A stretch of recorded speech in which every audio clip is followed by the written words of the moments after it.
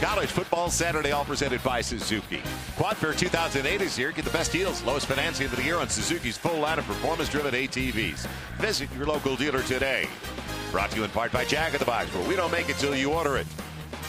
And by Advanced Auto Parts. Keep the wheels turning. We had a perfect day for football if the rain stays away. And the Cornhuskers on the road, believe it or not, for the first time this year, out of the 119 teams, Division 1A, they're the last to hit the road. And the homecoming Red Raiders take the field as we head downstairs to Jim Knox. Knoxy. Coach, tell us, how can you try to slow down this Texas Tech offense led by Graham Harrell? Well, we just need to execute. We need to take what we did in practice and take our game plan and execute. Be aggressive. Get after them. We know they're a good offense. It's going to be a good test for us, but I like our plan. I like the way our guys are prepared. I like their mindset, and we're ready to play some football. Thank you, Coach. Joel? All right, Jim. Well, Texas Tech won the toss, and they want to get their offense on the field right away. And I talked about the weather. Well, temperature-wise, couldn't be better. But there is rain in the area. It poured this morning for about an hour. So let's see if that affects the field. We know that this field drained so well after being here about 3 weeks ago. Those were monsoon floods, though. So, back deep, it's going to be Jamar Wall, along with, on the far side, LaRon Moore. And we are ready to go. Kicking it away. Adi Brunanek. And he keeps it low. Up man is going to take it for the Red Raiders. It's going to be Ryan Hale, and is across the 30 out to the 32. So the fullback Haley, junior from Bayton, Texas. And our Liberty Mutual starting lineup. Well, Murphy is the big gun on the right side. And he's been playing at a high level, but he's going to have to wait for his turn to get out there. Instead, Brandon Carter, the right guard, according to Mike Leach, he has been the best guy so far over the first five on the offensive line. And they've got a nice combination in the backfield, Woods and Batch. And both of them average just shy of 70 yards a game, a good combination. They finally have a running game going at Texas Tech. In fact, the best per game average since 1999. So they keep it to the ground to start things off. And I talked about the running game, 144 yards per game, and they were dead last in the nation last year. They were 119 out of the 119 teams we were just talking about. Shannon Woods with the carry. Graham Harrell, though, what a success story for this young man. The senior from Ennis, Texas, surpassing all of the totals here of Cliff Kingsbury. And Kingsbury had a great run, the young man from New Braunfels outside of San Antonio. But Graham Harrell playing at a high level, and if he continues at this rate, he will finish second all-time in NCAA history. It'll be second and short for the Red Raiders. And again, big game for Woods across the 45. So they spread it out, the wide splits that we've all seen for a number of years now with Mike Leach and Gary. They are effective on the ground. And if they want to run, if they can run the football today, that's really going to help the passing game for Mike Leach, and they'll run it all day long. Don't take it wrong, Joel. They're a pass-first offense here with Mike Leach.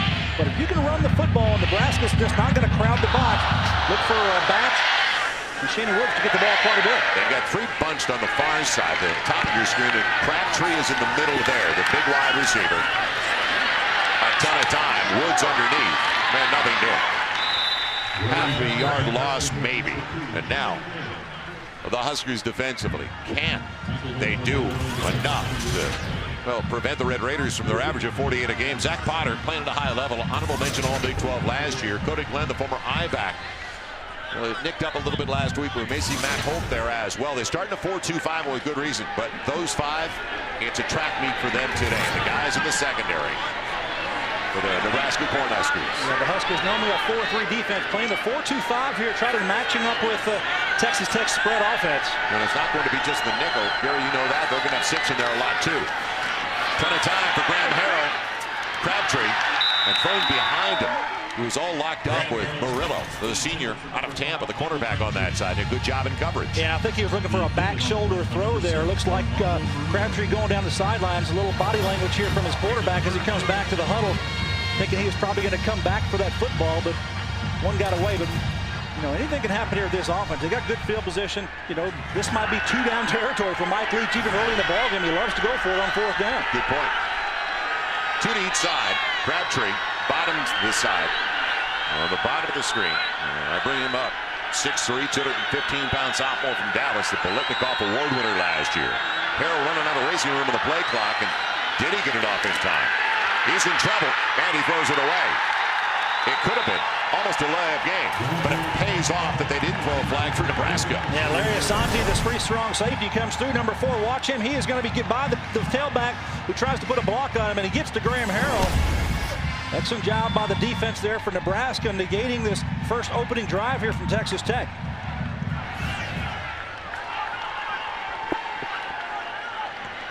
Yeah, the Huskers sending back Nate Swift, one of their all-time leading receivers, who we'll be talking about this afternoon. Look, Core gets into it. Swift back at 11. Making the first one miss, and that is it, though. Out to about the 17, getting the 18-yard line for the Huskers. Lance Fuller down there on the special teams. And our Liberty Mutual starting lineup, guys up front. Now, Lyde Murtha, you deserve that attention. Honorable mention, Big 12 senior from Hutchinson, Kansas. Marlon Lucky will start, but you'll also see Helu and Castile at running back. And in fact, Sean Watson told us, their offensive coordinator, Gary, they want to get more spreads, more one-back sets. Yeah, they really want to find their identity offensively, and Joe Gann's here, the leader of this offense, and his season's been pretty up and down so far. Had a great start, slow middle, and kind of finished off pretty good last week against Missouri. Threw the football pretty well, almost 300 yards in their football game. He's going to need to be effective throwing the ball short intermediate passes today. And the first one, he wings it out on the edge. It's complete to Mentally Colt, the junior from San Diego, for good yardage, almost like a run. High percentage throw, gets close to 5. And one of the biggest differences for Texas Tech, forget about their offense, as we look at the Liberty Mutual starting defensive line. Brandon Williams playing at a high level at left end. This group is only giving up 19 points a game, and that's the real difference with Texas Tech. They're playing at a high level on the opposite side of the ball. Yeah, they're doing a good job defensively, very aggressive. Ruffin McNeil, the defensive coordinator, has brought a new philosophy to this defense, and it's working from last season till now. Coming out, it goes to Nate Swift. That was going to be close here to the first down marker. It's a yard shy. Pulled it off in front of Brett Nickerson. A little space on the corner, so going underneath. I think they're going to give him the first down, Joe. Pretty good spot there on the football. So Joe Gann's coming out, getting a couple of quick completions here to get his offense on track. And, you know, we talked with Sean, the defense offense coordinator from Nebraska, and basically he told us that they want to find out what their personnel are capable of, and they kind of know who they are now. Expect to see some more spread today. Sean Watson telling us that this week. They've got 4 wide receivers set up. Opens things up the middle for Marlon Lucky, and a good gain on first down of 7, almost 8 yards. And our principal edge of the game. Our principal financial edge of the game. And the keys coming in, Gary. Well, basically for Texas, for Nebraska here, they've got to play a clean game. That means no penalties, and I think they've got to be able to do that. A lot of problems with that over the last couple of weeks. Third down on defense, they've got to stop Texas Tech. You cannot let them convert. They did a great job the first series out, getting that stop on third down, allowed Nebraska's offense to get on the field. Let's see if they keep it to the ground in a bunch formation. Kind of a jumbo look for Nebraska. They will. They'll slide the H back over, and Lucky gets the first down. Bumped out just shy of the 40, and a good job of not outrunning his blocking. So you got about 5 yards.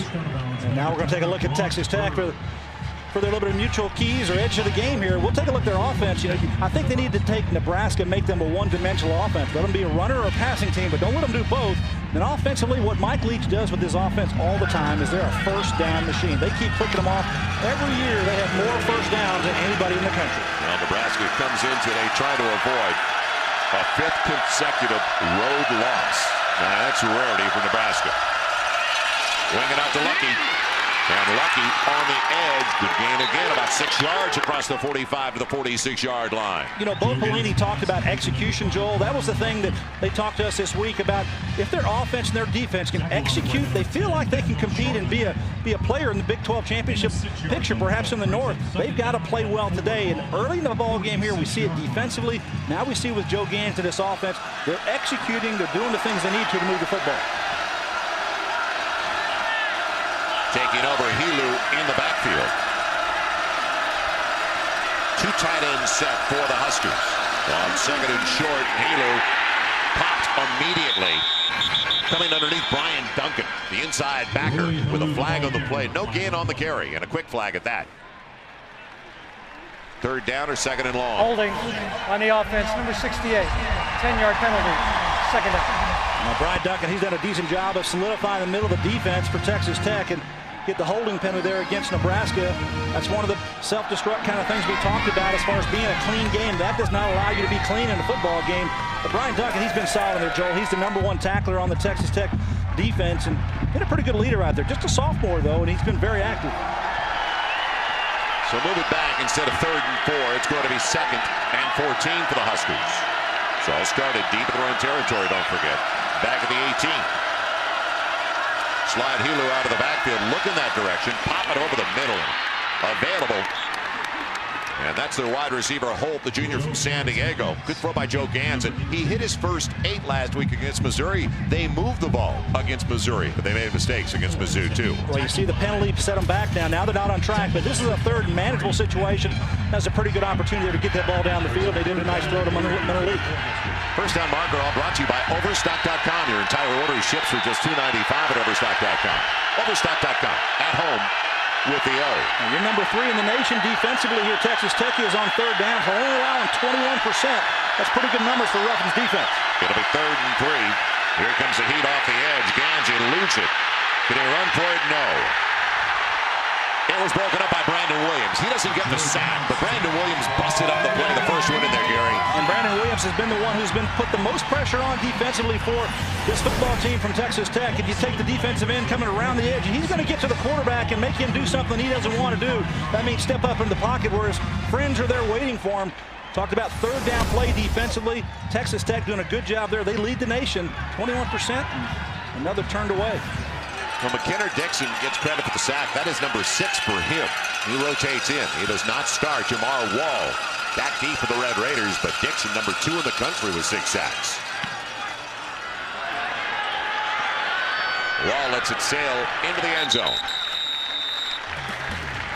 So the punt from Tishner, a good one. But it comes all the way, and Megan Welsh instead. It comes all the way back to the 20. We are tailgating in West Texas with Outback Steakhouse. And you know, there's sushi eaters down here in Lubbock. I don't think so.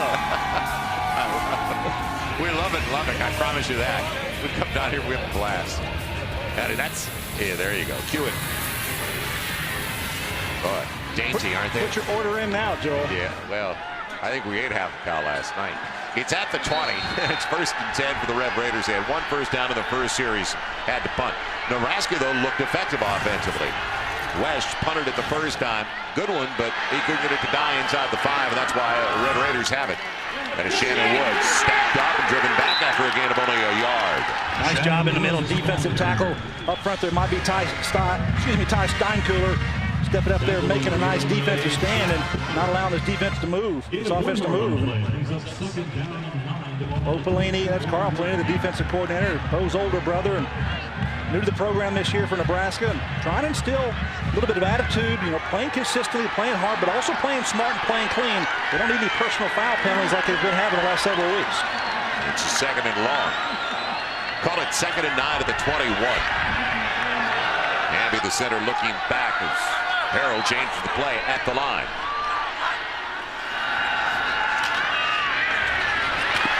Making a miss. That's Detron Lewis, and he's got a first down across the 30. That was the key. The sophomore from College Station isolated. Well, they match up with him outside. Eric Hag has him in coverage there. Just needs to make a nice tackle on him, but good effort there after the catch. Doing that. Nice job moving the ball down the field, and Detron Lewis gets that first down for Mike Leach's offense. They've got it for 31.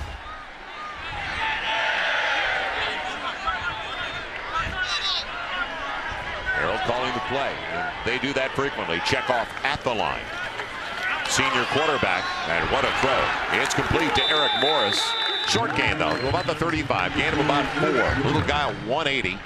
5'8", senior, Shadowwater, Texas. And a good play that time. Sure-handed tackle by Eric Haig, the sophomore from Peoria, Arizona. Yeah, and they spread it around the field. A lot of guys catch footballs in this offense. Eric Morris, you saw him there, #3 receiver, coming in with 26 receptions on the season. So look for Graham Harrell to utilize all the weapons at his disposal. Guy that's brought one back for a score off a punt. Not as big as Amendola, quick like Amendola, though. He's now in the practice squad of the Dallas Cowboys. On the play fake, Harrell with time, and uncovered. Baron Batch in the open field, and he's got a first down inside the 40. Brought down by Asante. The strong safety, but a blown assignment.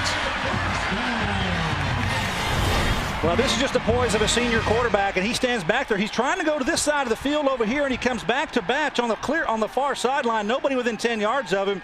Good job here by Asante of tracking him down and getting him. Otherwise, he's going to take that one all the way.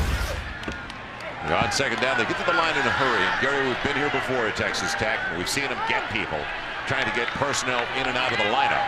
This time they take their time, but they try to freeze you by going to the line and calling the play there.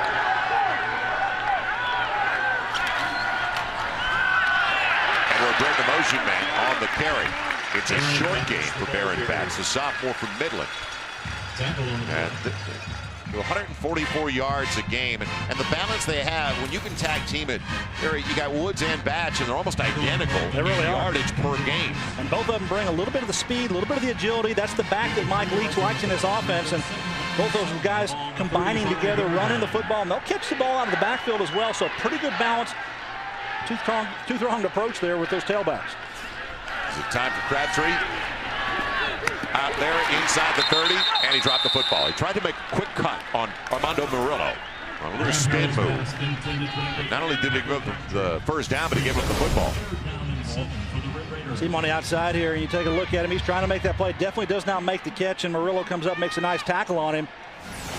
And Crabtree thinks that he can make plays all the time when he gets the ball in his hands, and that's the mark of a good receiver. He's got great size, 6'3", 215-pounder. As we can see on the replay, Murillo had something to do with the tail end of the play. It was already coming out of the hands, but he made sure it was spiked down to the ground. The blitz is coming. They pick it up, and look out. Crabtree blocking up the middle. He should be able to take it in. It is a touchdown for Texas Tech, and Michael Crabtree, the all-time touchdown leader in catches.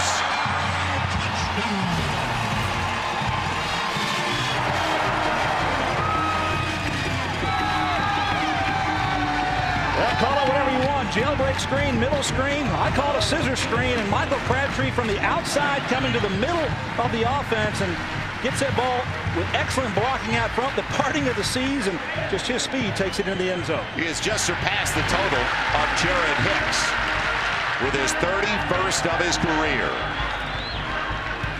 Corona. I'm talking about the kicker.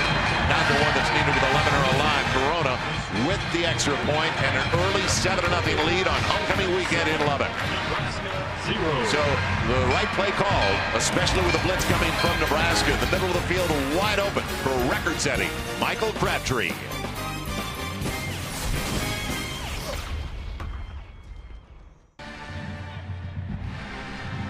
Michael Crabtree with a 35-yard touchdown reception. So he breaks the record here.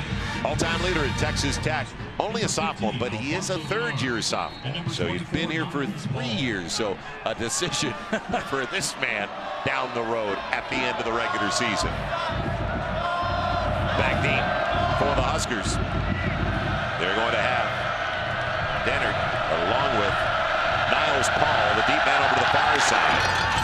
And it is going to be on the line drive ball. A returnable type from the 5. And a nice little lane. But shut down crossing the 25. She's pulled down by Bron Bird. Got our Hampton Inn touchdown of the game. It's an easy call, an early call with that touchdown reception. Sophomore wide receiver and Heisman Trophy candidate Michael Crabtree, the school's career touchdown leader with 31. Nice execution there of that play, no doubt about that. An easy touchdown for Michael Crabtree. That is a new Tech record and a good one. Jared Hicks is the one he surpassed with that 31st. Marlon Lucky stays in the backfield with Gans, but they do spread it a little bit more early. 2 to each side, down by a 7. It's going to be Lucky. Good run on first down across the 38 out to the 34 as we check in with Jim Knox. Knoxy. All right, thank you, Joel. After that touchdown, Michael Crabtree received plenty of congratulations. They also came over here to the ride the bicycle, and they put a sleeve on his right knee. His right knee acting up just a little bit. He should be okay, though. Looked good on that touchdown, huh? He looked comfortable. But, you know, timing's everything. And that defensive call by Nebraska was like jailbreak. That brought so many people after the quarterback, so it was wide open for Crabtree. Going to be second and short. Well, early, Nebraska has shown the ability to move the football. Wide. So he tried to get it to Drew Young, the sophomore. tight end. Now this is a critical drive here, I think, for Nebraska early in the ball game. You got decent field position coming out. You got to answer what Texas Tech does, put points on the board and try to get some momentum offensively and get the ball out there. And you can be deflating with your football team, especially when they can score quick like Texas Tech just did on their previous drive, and they want to put the defense back out there right away. First miss for Joe Gans, who starts the game 4 for 5 for 27 yards. Graham Harrell 5 of 8, 76 yards. Tech is coming off a game, though, where they had better than 600 yards of total offense on the road last week. Needs 2. And a little screen, a kick out. It works. Man, it's a first down to Nate Swift. So that's 3 catches already, and he was only 20 away from overtaking Johnny Rogers. Yeah, watch Mike McNeil, number 44, the tight end, come out and get the kick-out block right here in front of him, and that's exactly what you want right there, and allows him to go inside of that. First down now, clicking here for Nebraska. And actually 2. I'm trying to give Nate 1 extra. He is that good. 2, so put him right at 18 away from Johnny Rogers' school record 143 coming into the game. And to win, they may need 20 from Nate today. It's a first down. Lucky weaving his way up the middle and altering it well for about 4 to the 48. And one of the keys I talked about here for Texas Tech defensively is to make Nebraska to be a one-dimensional offense. If they're able to throw the football and run the football, kind of a blended style of offense, I think that kind of plays into the personnel that Nebraska has offensively right now with Joe Gans and company. And you got tailbacks back there, Marlon Lucky, that can run the football. Swift and Peterson do a good job catching it. And I think you need to take one of those away. And Ruffin McNeil right now is just playing base defense up front here against this Husker offense. It's 2nd and 6. Huskers have been able to run the football.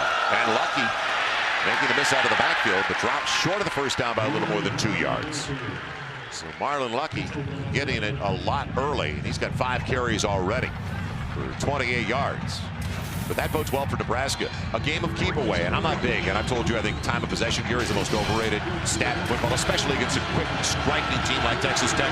But if they can't get the ball, they can't score. That's exactly right. You've got to hold on to the football. I think it's imperative to get first downs offensively for Nebraska today. You just want to limit the number of touches they have, limit their offensive possessions. It's 3rd and a deuce.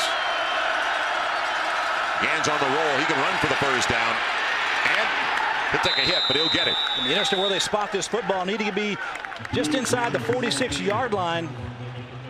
And they spot the ball right at the mark, so it looks like it might be a first down here for Nebraska. Good job by Joe Gans running around the edge. He's the one who can see where he needs to go, and he needs to get just inside the 46-yard line, and he's going to run out of bounds. Pretty good pop here from the linebacker. Is that the... Yes.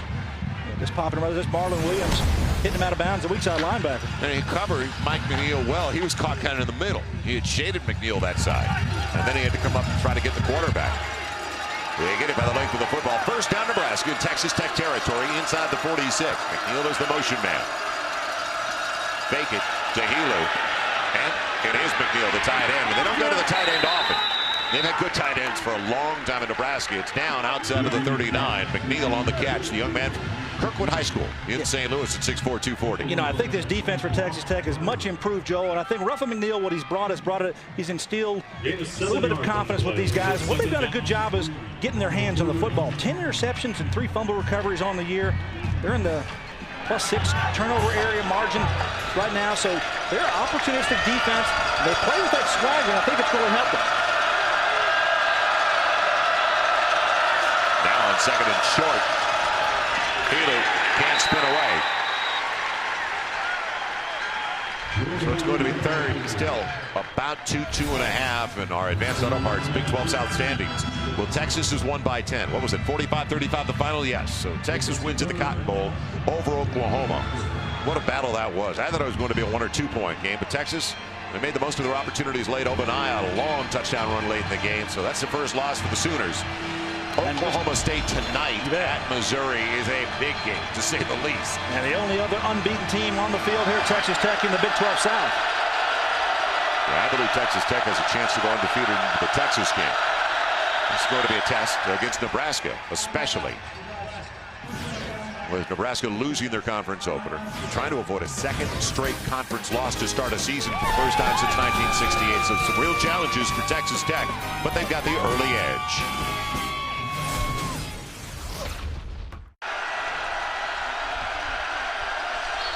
It's 3rd and short as the Huskers use their first time out of the first half. They're bringing out of the huddle with a single set in the backfield. And a 2 tight end formation. And it's Helu. He's got the first down inside the 35. Little shift and slide to the left. Got it for him at the end of the play. The sophomore from the Bay Area does a good job. Good job there, Nebraska, converting on 3rd down, keeping the ball away. We talked about keeping it away from Texas Tech and just churning out first downs. It's a good job by Joe Gans utilizing the timeout that needed to get things set up. But the big play belongs to Texas Tech, and it's a record-setting play for Michael Crabtree. So 7 on the board. That belongs to the Red Raiders. Homecoming weekend in Lubbock. End of the first 15 minutes, and a 7-0 lead for Texas Tech. You're watching Big 12 College Football Saturday, presented by Suzuki.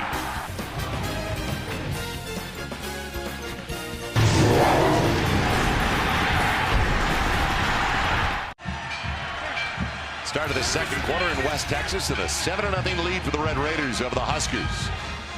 And if you joined us just a few minutes ago and missed it earlier in the game, Michael Crabtree sitting on 30. Number 31, it's a record setter, surpassing the totals of Jared Hicks. So the new all-time touchdown leader in Red Raider history. And welcome back to Lubbock. Joel Myers, Gary Reasons, Jim Knox. Muggy day, but a good day for football as long as the rain stays away. And a nice drive going right now for the Nebraska Cornhuskers to start the second 15. They've got our Texas Tech's 15, or 35 rather. They started back with their own 26.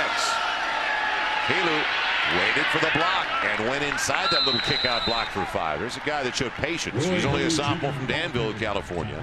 Played last year and saw extensive time as a true freshman. Just trying to get a little bit of a zone play there on the offensive line to get some little separation. And then the back has to find the gap. He did a nice job. Gets 5 yards on first down. Well, it's back-to-back. How would you like top 10 teams back-to-back weeks? It's only the second time it's ever occurred in Nebraska history that they've had to face back-to-back top 10 teams.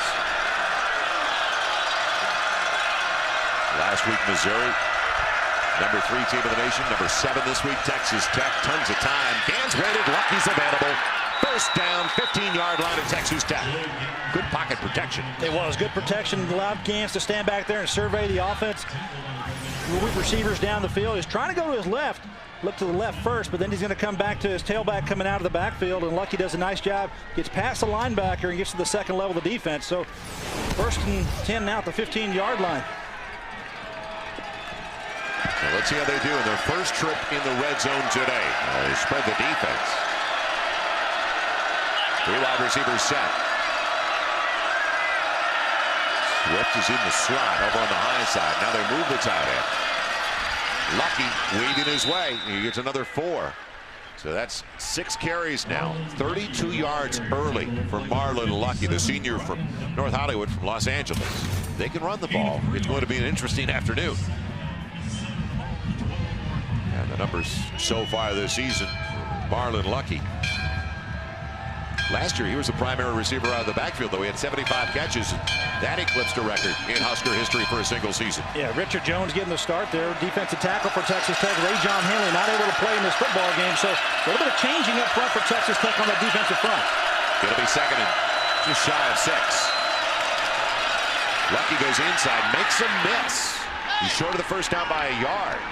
Marlon Lucky, the ball. He's down to the 6-yard line. Needs to get it inside the 5. Well, this defense here is not responding. Nebraska's doing a good job with his zone blocking. They just all step to the near side and pick up on man. And then you have your tailback, and he's going to read it back here. He's going to see he's got leverage to come back inside. Good job by Lucky at being able to find him some holes in defense to get some good positive yardage. So most of on the ground this drive for Joe Gans.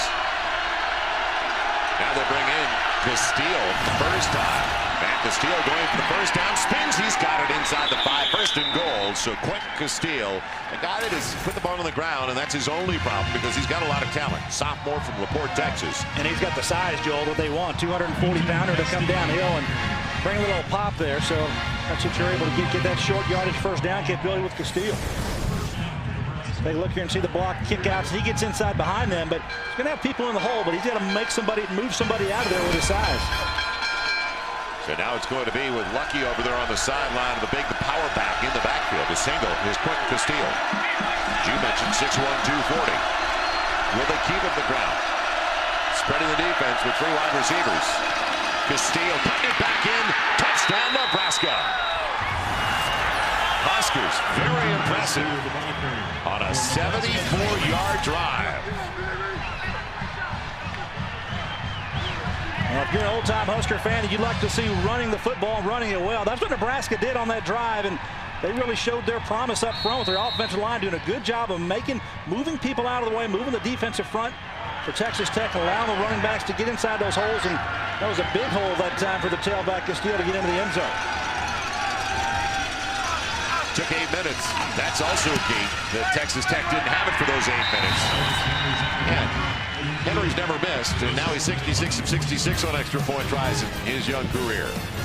So the Huskers tying it up on homecoming weekend in Lubbock.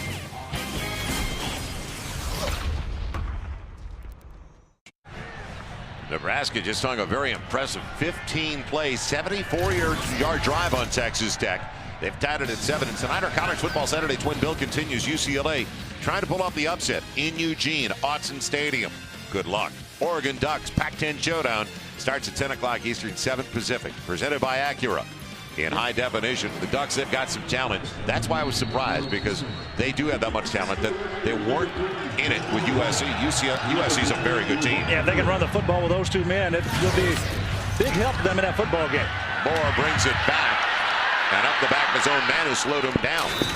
Ron Moore, who takes it outside of the 30 to the 32 on the return. As we head downstairs to Jim Knox. Jim. All right, Joel, how about that offensive line in Nebraska? Those big guys really opened a nice hole for Marlon Lucky and company. Gave also plenty of time for the quarterback to throw. And look at Slauson right there, getting up number 70. Come on out here, Dave. Look at this.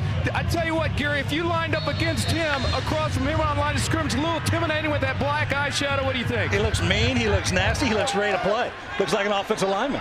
Colorado Springs senior, honorable mention, all Big 12 last year.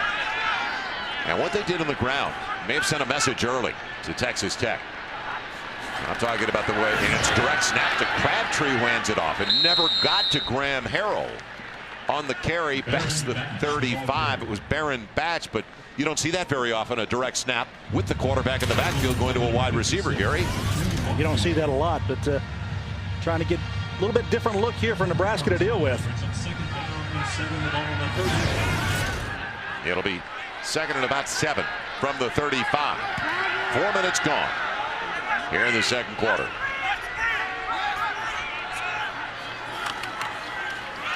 Big hole. And down the sideline, look out. Batch inside the 30. They've got an angle and barely get him down. And a touchdown saving tackle by Larry Asante, the strong safety. But a huge lane to run through. Well, everybody's going to go to the far side of the field, which is the wide side, but Baron Batch comes back to the near side, and watch the kick-out block here. Get him outside and go. That's what you need to do. Get him turned in there, and then Baron Batch down the sideline. And Asante is second touchdown-saving tackle of the game with his speed. So it's going to be first down to the 16. Shannon Woods will take over in the backfield. The senior from McKinney. Harrell, little pop over the middle. And his wide receiver paid, didn't he? Tremaine Swindoll, the redshirt freshman from Oklahoma City. And the first down marker brought to you by Overstock.com. Save time and fuel by shopping comfortably at home with Overstock.com. At home with the O. Joel Myers, Gary Reasons, Jim Knox in West Texas. Just about an hour drive from the New Mexico border. And the wind is whipping this afternoon. Had rain this morning, more rain in the area. And hopefully we'll get a break on that. It'll be second and about 4.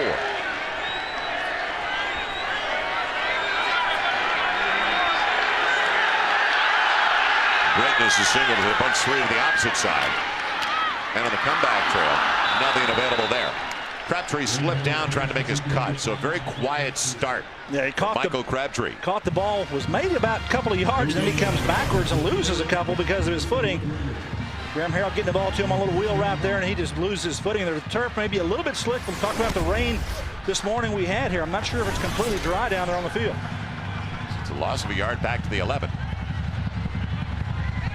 So 24 of 28 on the red zone opportunities, with 22 getting to the end zone. The 5th highest scoring team in the nation, held to 7 so far. They average 48 a game, the Red Raiders of Texas Tech. They're looking at 3rd and 5. Can't break that tackle. Good play. That's good defense by Nebraska. It's complete, but Nebraska's secondary came up big. A pretty good job coming inside. Was this Detron Lewis getting the football, I believe. Lance Thorell, though, makes the play. They're all getting the tackle there on him, so hopefully he's trying to inspire his defense. Good defensive stand here would be huge for them. Going to force a field goal. And Corona's not been automatic. He's trying a 26-yarder. He's only 2 of 6. True freshman from Beaumont. Trying to go up by 3. And he gets the short one. So a 26-yard field goal after the long run by Baron Batch, and a long run of better than 40 yards. They couldn't get it into the end zone. Nebraska forces Tech to settle with a field goal from Corona, and a 10-7 lead now for the Red Raiders.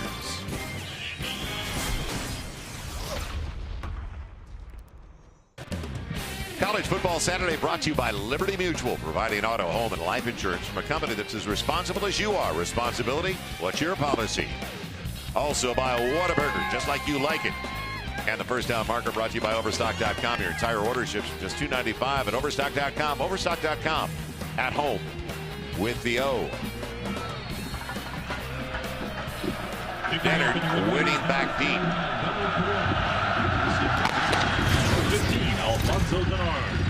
And also back against Niles Paul, who couldn't handle it.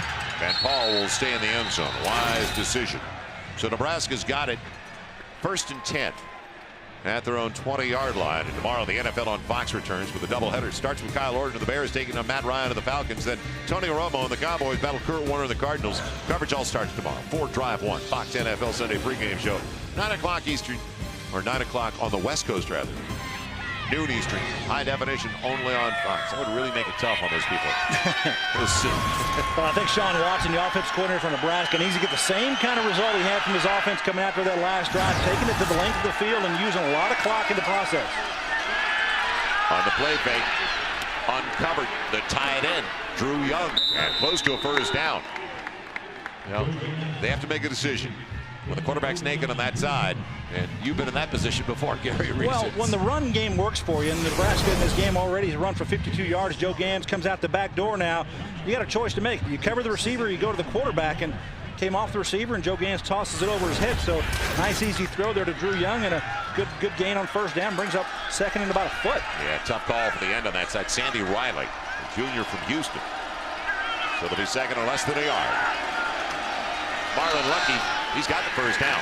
They've averaged 4 a carry on their first 14 rushes of the game. And they've got the first down out to the 33. And a little less than 4 that time. Well, one of the styles I think here for Texas Tech defensively that Rough Up McNeil has employed is, kind of keep things in front of you. Don't allow the big play, and that's exactly what's happening here. You're seeing a little bit of zone coverage in the secondary, not allowing big plays to get behind you.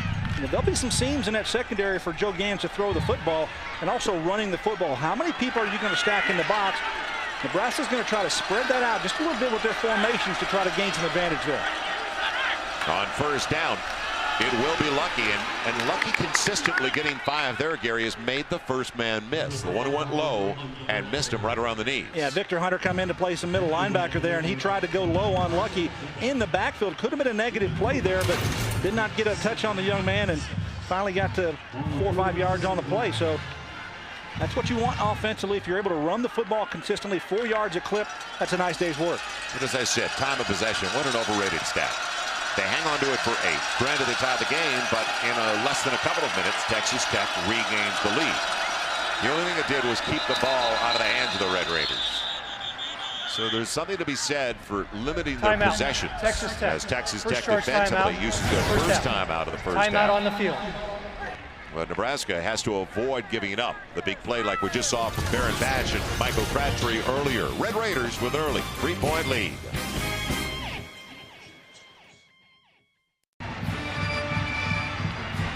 Three-point lead for the Red Raiders as we welcome you back to Lubbock. Very successful start, though, for Nebraska's Bo Pelini's Huskers. Look at the resume for Bo Pelini. His first head coaching job. He had been in Nebraska before, back in 2003, as their defensive coordinator. Quick hitter outside to Niles Paul for good yardage. Close to a first down. And right at the marker. He may have the first down. He does. But back to Bo Pelini, the opportunity there, and to be under an athletic director who's been there, done that, won national championships. And all that those, has to help. Yeah, and all those NFL experiences as well play into his mentality, being an aggressive style defensive coach. And everywhere he's been, he's had success. And so they expect to bring back here to Nebraska, you know, this defensive unit. Yeah, out of Odessa Permian, you saw Bron Berg limp off the field. That's a blow. He's one of their leading tacklers. First down, Nebraska. They've got it across their own 44. Starting back at the 20. The motion man gets it, but nothing there for Niles Paul. Lost a yard or two. Well, we had an opportunity to talk to Bo Pelini, find out what it's like being back in Nebraska, and especially with an athletic director like Tom Osborne. Having Coach Osborne as the athletic director and around to give me his input, his advice, you know, share his expertise. You know, for myself, once again, it's my first head coaching job. It's a invaluable resource for me and something I feel, you know, really lucky to have. They're lucky to have Coach Osborne back there. No doubt about that. He brings a lot to the table and a lot of experiences I'm sure he could share with his young coach. Timeout, Joe Gantz. He's got Hulu in the backfield, but he looked at the safeties, and all of a sudden, and now a flag, but they got the timeout before the delay of game call. Timeout on the field. So they've got one remaining. 5:19 left, and a real good start for the Huskers on the road. We'll come back to Lubbock in just a moment.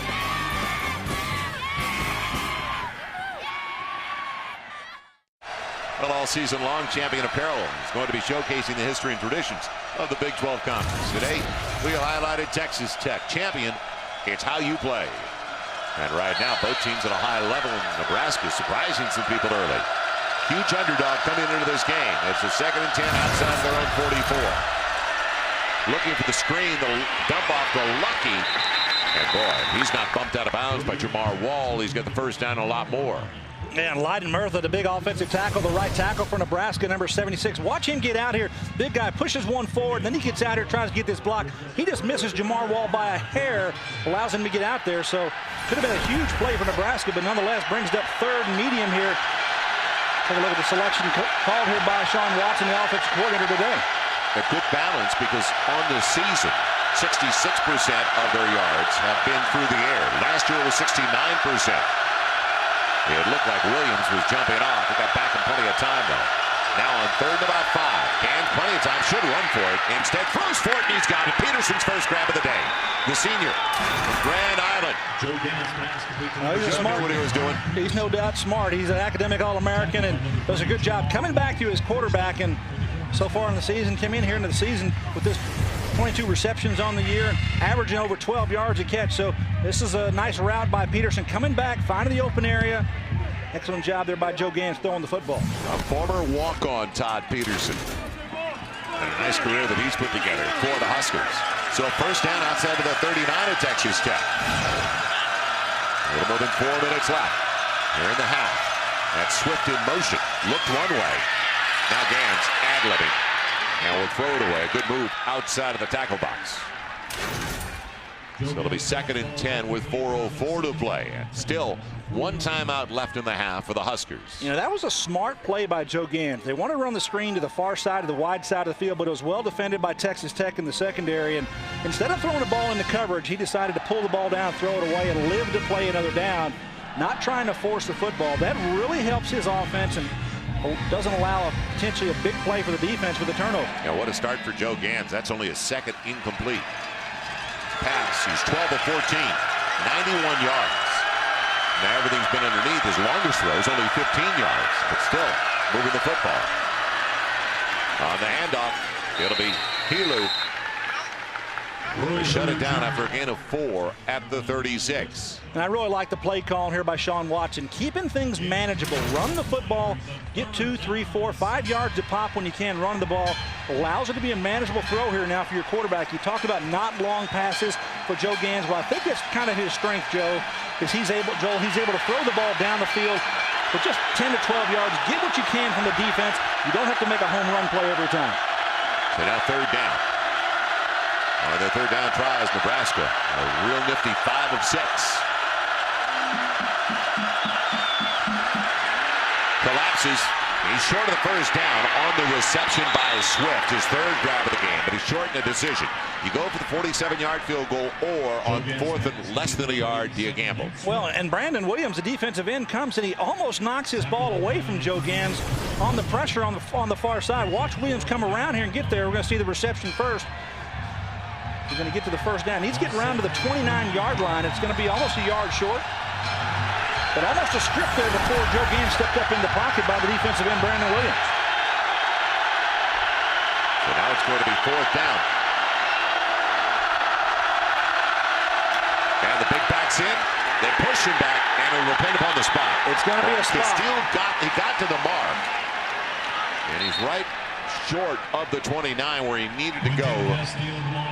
I don't think that's going to be it. He didn't get a great spot. I think that's going to be a 1st down for Texas Tech. And credit Brian Duncan, the middle linebacker, stepping up there and putting a hat on a hat and knocking the tailback back. And we talked about the size from Castile, 240 pounds. That's a big man you got to knock backwards. And we'll bring the chains out to take a look at it. But I think it's going to be a little bit short if the, just use the eagle eye that we have up here. You want to challenge the spot? And get that kink out of it. They hold by about an inch or 2.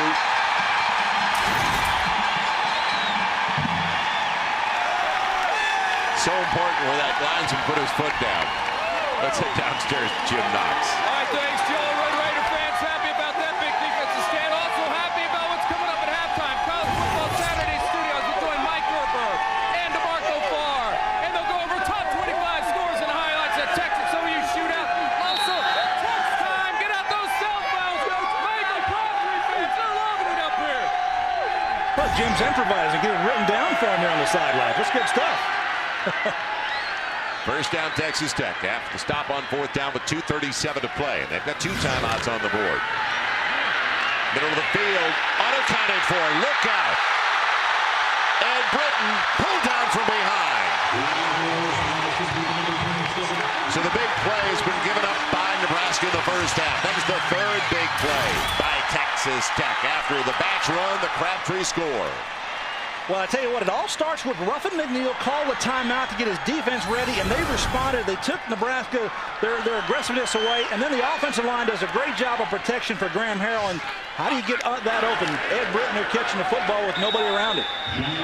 Nothing on the carry at all. So it'll be 2nd down and 10. Shannon Woods buried right out of the backfield. And that's how quickly things can change momentum. You get a defensive stop, and here's the throw again. And down the field, nobody within 10 yards of him. And again, Larry Asafi showing his speed coming and making his 3rd touchdown-saving tackle of the ball game. So it's 9 completions, 139 yards, 12 throws for Graham Harrell. Passing situation here on 2nd and 10 to the 14.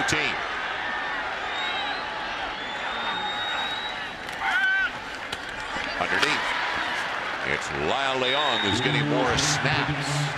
He is down to about the 8. It's going to hurt his average, Joe. Personal foul. Roughing the passer. On the defense, number 93. Half the distance to the goal.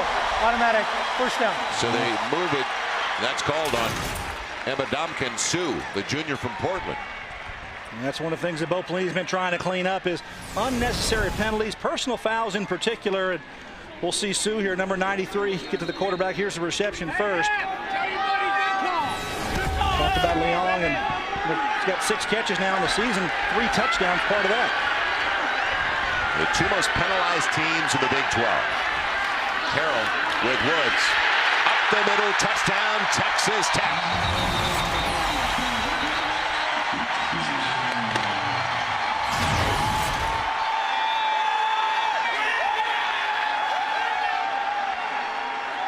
Well, if you have miscues defensively, missed assignments in the secondary, Texas Tech is going to make you pay for it. And Graham Harrell, an experienced quarterback, throwing the ball down the field, getting great field position. And watch the offensive line here. Just make holes there for Shannon Woods to get through the hole.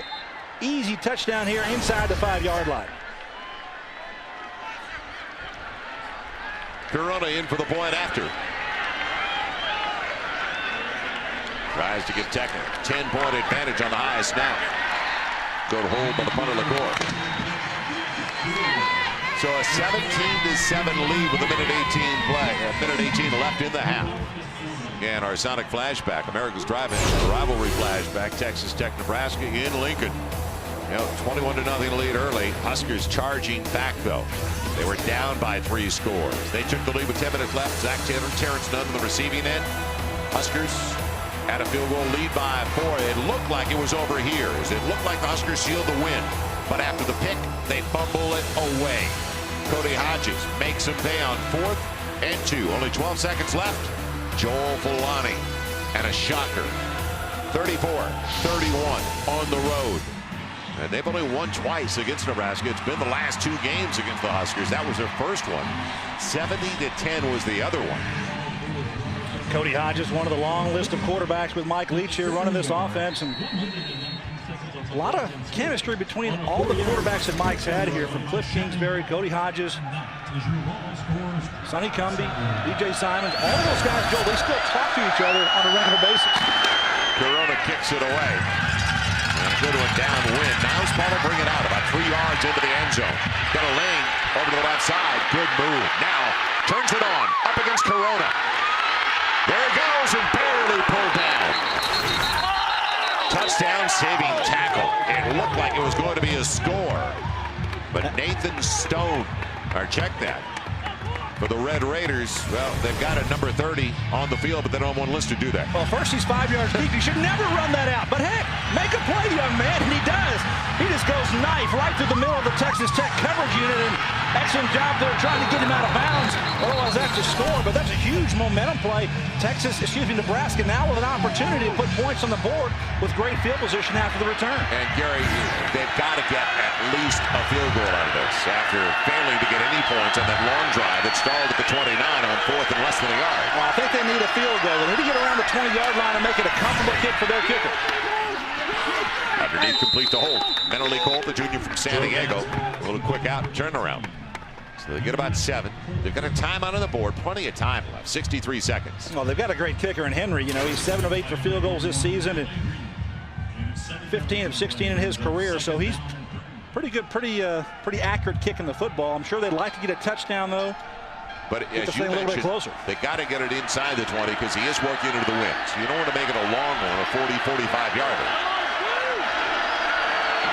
That's a fairly stiff breeze now. Slide the tight end McNeil. Need about 3 for the first down. Nice pocket. And a hold coming up as Gang slides out of bounds. I believe short of the first down, but a flag is going to send it back. Came from the umpire. And you lose Holding field position. On the offense, number 65. 10-yard penalty. Second down. Covering on the left tackle, the sophomore from Las Vegas, Mike Smith. He came over to Nebraska as a defensive end, now playing left tackle for him. This is started 5 games previous to this in his career as a left tackle for the Huskers. And we'll take a look at Mike on the left side up there. This thing unfolds here. I think it was a pretty good pocket. He's got his hands locked out there, and then just as you go away, holding that defensive end, pulling his jersey a little bit is what got called, Brandon Williams. Right now they're looking at a 51-yard try. That's the last thing they needed, trailing by 10. It'll be second and about 13.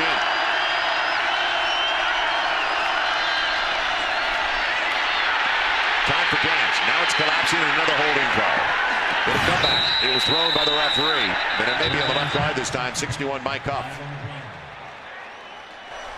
Holding on the offense, number 65. 10-yard penalty. Left side. Second Not down. Huff, but Smith. 2 in a row here for Mike Smith, and I tell you, Bo Pelini's not happy about this on the sideline.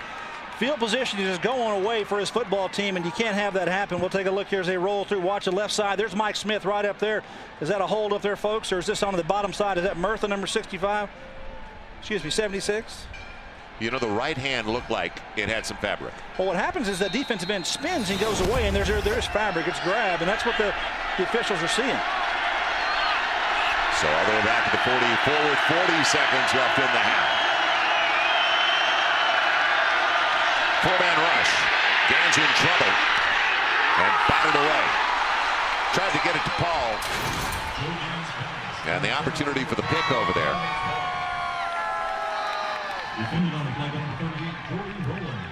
Well, third down here now for Nebraska, but still a long way. I don't think they're not in field goal range here, Joel. They've got to get another 15 yards at least to have a reasonable chance here of making this field goal with just 30 seconds left in the half. Got to get it close to the 30.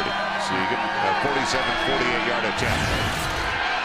Now, I'm not sure you're thinking about first down here on third down. You have to get all the way to the 21-yard line.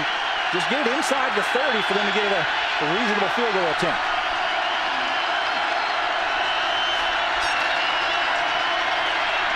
Pocket holds up.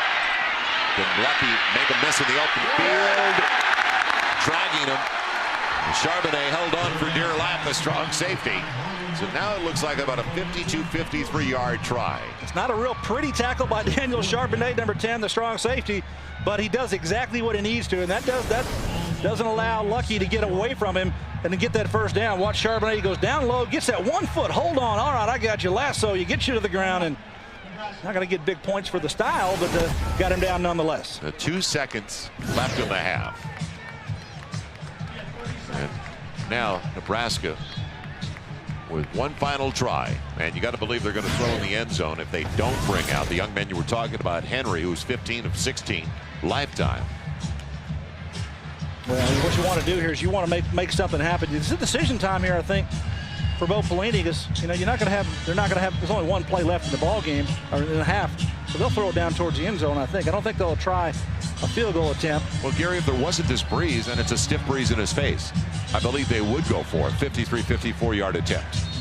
Just get some points before you go to the locker room instead of throwing it up for grabs on a tip drill. But you know what? If I'm Nebraska, I'm really pleased with how the offensive has performed in this football game, taking the ball, taking drives, not allowing Texas Tech to have the football. The times that Texas Tech has had the ball, there's been some breakdowns in the defensive unit for Nebraska, allowing some big plays, a big run, a big catch.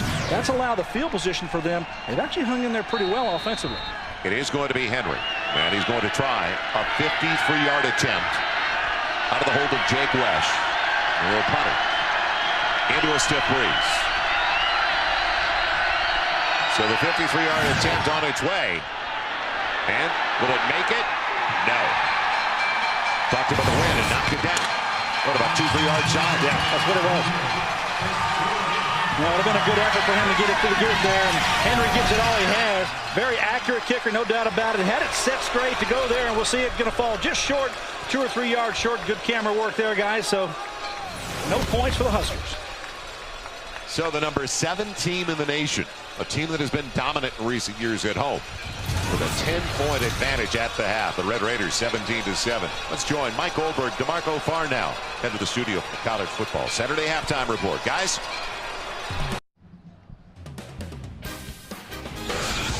College Football Saturday presented by Suzuki continues in Lubbock, Texas. And at the break, it's a 10-point lead for the number 7 team in the nation, the Red Raiders of Texas Tech, over the Huskers of Nebraska. Welcome back once again. Joel Myers along with Gary Reason's biggest difference in this game right now, the big plays that have been given up by Nebraska, give Texas Tech credit there, but also the little mistakes at the end of the half. The penalties cropped up again for Nebraska. Yeah, the penalties still a problem here for Nebraska in this football game early on, but I think overall Texas Tech came out. They try to establish things early in the ball game, and they have with their big play receiver. Michael Crabtree takes us inside middle screen, takes it all the way to the house, splits the defense of the Nebraska Cornhuskers. But overall, Nebraska, I think they hung in there very well in this football game in the first half. They did a good job, except for a couple of plays. They opened the hole up here. You got a defensive hole there for Baron Batch. He runs down, makes a big run play, sets up field position, allows Texas Tech to score. And then again, Graham Harrell throwing the ball down the field to a wide open receiver. Going to catch Ed Britton here catching the football, and Asante has to make another tackle to save that. So, but the plays there in this first half really going the way of Texas Tech. The penalties, look at there, 4 for 35. Those were critical, but the time of possession, keeping the ball away from Texas Tech, still a good way to do things here so they don't score so quickly on you. So we're ready for the start of the second half. And Nebraska's going to get the ball. Let's see if they can take advantage of what they did early in the game. And that was running, and there was real sound drives, mixing things up well. They've got Niles Paul back deep, waiting for the Corona kick. And Paul had that 70-yard run to set him up. They didn't capitalize, didn't get points out of it, though. Paul, design return right, bangs his way, just barely across the 20.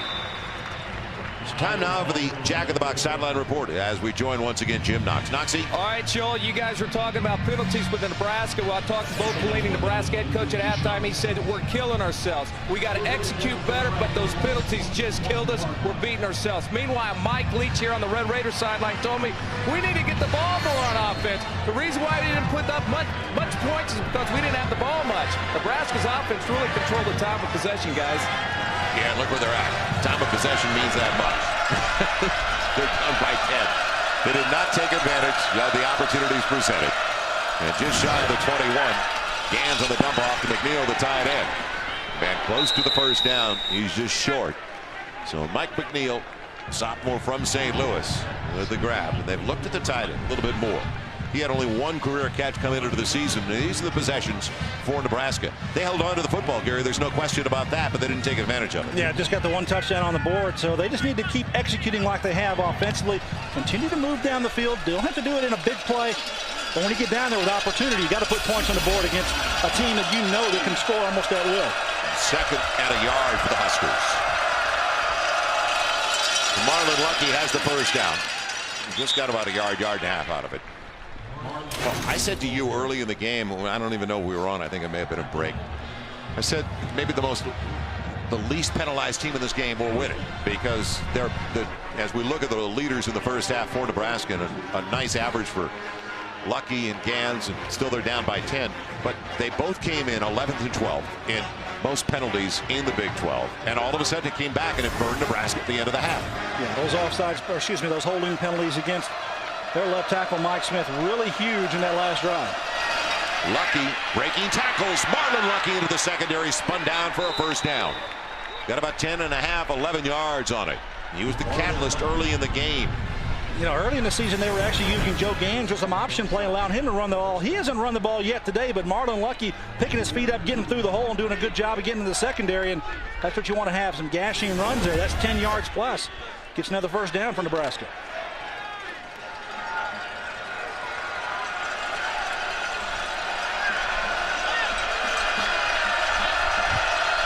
From the 42, first down Huskers.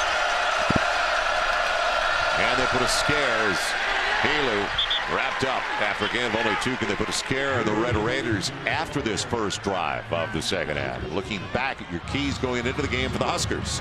Well, defensively, I thought that they did a good job against the offense. Mike Leach throwing them down on first down. They did that 1 of 3, and that's pretty good. But a clean game, they got to get an X mark there, because they hasn't been clean. They got the penalties, shoot themselves in the foot, some miscues in the secondary. They can clean that up, though. They got plenty of time to do it. Only down 10 points. So last week, they faced number 3 Missouri. This week, number 7 Texas Tech. A much better job so far this week as it's thrown away. And Gans took a shot at the end of the play. So now it's going to be 3rd and long, 3rd and about 8. First down marker brought to you by Overstock.com. Shop with the company that supports college football. Overstock.com. At home with the O. Well, look for Nebraska to try to find to fit somebody within the seams of this defense. You're seeing a lot of zone coverage by Texas Tech in the secondary. Look for a person on the perimeter to run up the hash marks, get in the seams between the safeties and the cornerbacks. So in their first road game of the season, this late in the year, Nebraska facing a 3rd and 8 from the 44. Did a good job on 3rd down and get it done again. It's a first down. Mentally Colt on the receiving end. It had to be a bullet from Gans. There wasn't a lot of room in the coverage. Well, excellent job there for Joe Gans of surveying the defense. And on the outside, you're going to have one receiver going to come down and work in the zone of the defense like I talked about. And Joe Gans is going to find him for a nice gain here. Excellent job. He got 3 receivers at the top and bring 1 inside. Nice job of taking that and getting the first down and then some. Joe Gans got to be happy about his receivers responding for it. So the drive had started deep in their own territory, just across the 20. First down to the 40. And a good little jump shift. Helu out Close to another first down. Best cut we've seen for the big back, 6', even 215 pounds. Sophomore from Danville. And that's what the zone play allows you to do, Joel. Allows you to take it play side, which is front side, and then cut back if you see the defense over pursuing to the football side, and you're going to see Helu come down and make a play. Now watch the backside wide receivers come down and make blocks. And it's a design play to get behind these guys on the cutback. Excellent job of making Texas Tech overcommit to the front side and take it back to that. So another first down for the Huskers. They've got 14 first downs now to 7 for Texas Tech. The numbers do lie, believe me. They good up the big play, and that's what's killed them. Joe Gans over the middle, taking a shot. It was Helu. He held on. Sandwich there by McBath, the safety. Yeah, but Helu sets himself up very well for this to make this catch, Joel. And the route is really what sets it up for him. So Helu, as he comes down the field, watch on the right side, seeing the move that he made to the outside, and then comes inside. Takes a pretty good shot there in the secondary from Darshell McBath. So another first down for the Huskers. Strong drive to start the second half to the 17. A little more than 4 minutes gone by. Quick one, cushion in the corner. Peterson's got it. And it takes him for, it's like a good run. He got about 4 out of it. Well, Peterson, 6'4", 215 pounds. So, he can match up with any of those cornerbacks out there and use his physical size as he did there on that play to get 2 or 3 extra yards, brought it down, and just contacted the defense as well. So, good job here by the Huskers, moving it, throwing the ball in the perimeter, using the run game, spreading it out. Sean Watson, the offense coordinator, I think, calling a very nice game so far. So they're keeping Graham Harrell on the sideline, but they're not doing anything when they have it. And I'm talking about points on the board. That is the key. Helu shifting up the middle, big hole, breaks the tackle inside as he kicks the shoe inside the 8, down to the 7, give him the 6. So he picks up the shoe, heads over to the sideline as they'll bring the other back. Well, go if you have to. If you don't have a shoe, that's okay. Just run without it. But cut back inside the hole. And Helu and Lucky both have done a nice job of finding the open area in this Texas Tech defense. So it brings up a 1st and goal now at the 6-yard line. That is 96 yards on the ground now on 23 carries for Nebraska. And they finally get into the end zone on one of their long drives. They've had a couple in this game. It's Marlon Lucky. A little more than 2, give him close to 3. 2nd and goal from there. Yeah, just trying to punch it in here, be physical, and I think this offensive front for Nebraska is doing that. And you've got to do it. They got Murtha back this week, brings some energy. The right tackle, number 76, he's a big energy guy. And Slauson, well, before the game, he's the energy guy we saw on the sideline. Jim Knox talked about him. But offensive front trying to assert themselves against this Texas Tech defense. Heck, they're bigger than the defensive front, so they should be able to get some movement. Gary, they've had 47 snaps to 21 for Texas Tech. Just took a look at Sean Watson there, the offensive coordinator. He's calling an excellent ball game, and really impressed talking to him this week about preparing this football team. 2nd and goal. Lucky. Boy, I would have loved to see a naked boot that time. Easy from up here, isn't it? It'll be 3rd and goal. No gain for Marlon Lucky. Well, when you run the ball like that, Joel, it does set up those opportunities. Bring your quarterback, Joe Gans, on a bootleg or something like that, because the defense is going to have to, respect the running game, which is what they're doing right now. I think this is definitely going to be a run-pass option for Joe Gans, probably rolling to his left with more field to work with. It's another 7-minute drive for Nebraska, but do they get 7 out of it? That is the key. Lucky will send into the backfield, 3 wide receivers set. Nate Swift in the slot on the wide side. Looking at Peterson's side, and off his fingertips. Trying to pull it off with Jamar Wall in the coverage. Yeah, I think that ball just need to get there a lot quicker because Peterson had a chance to get in front of the defender.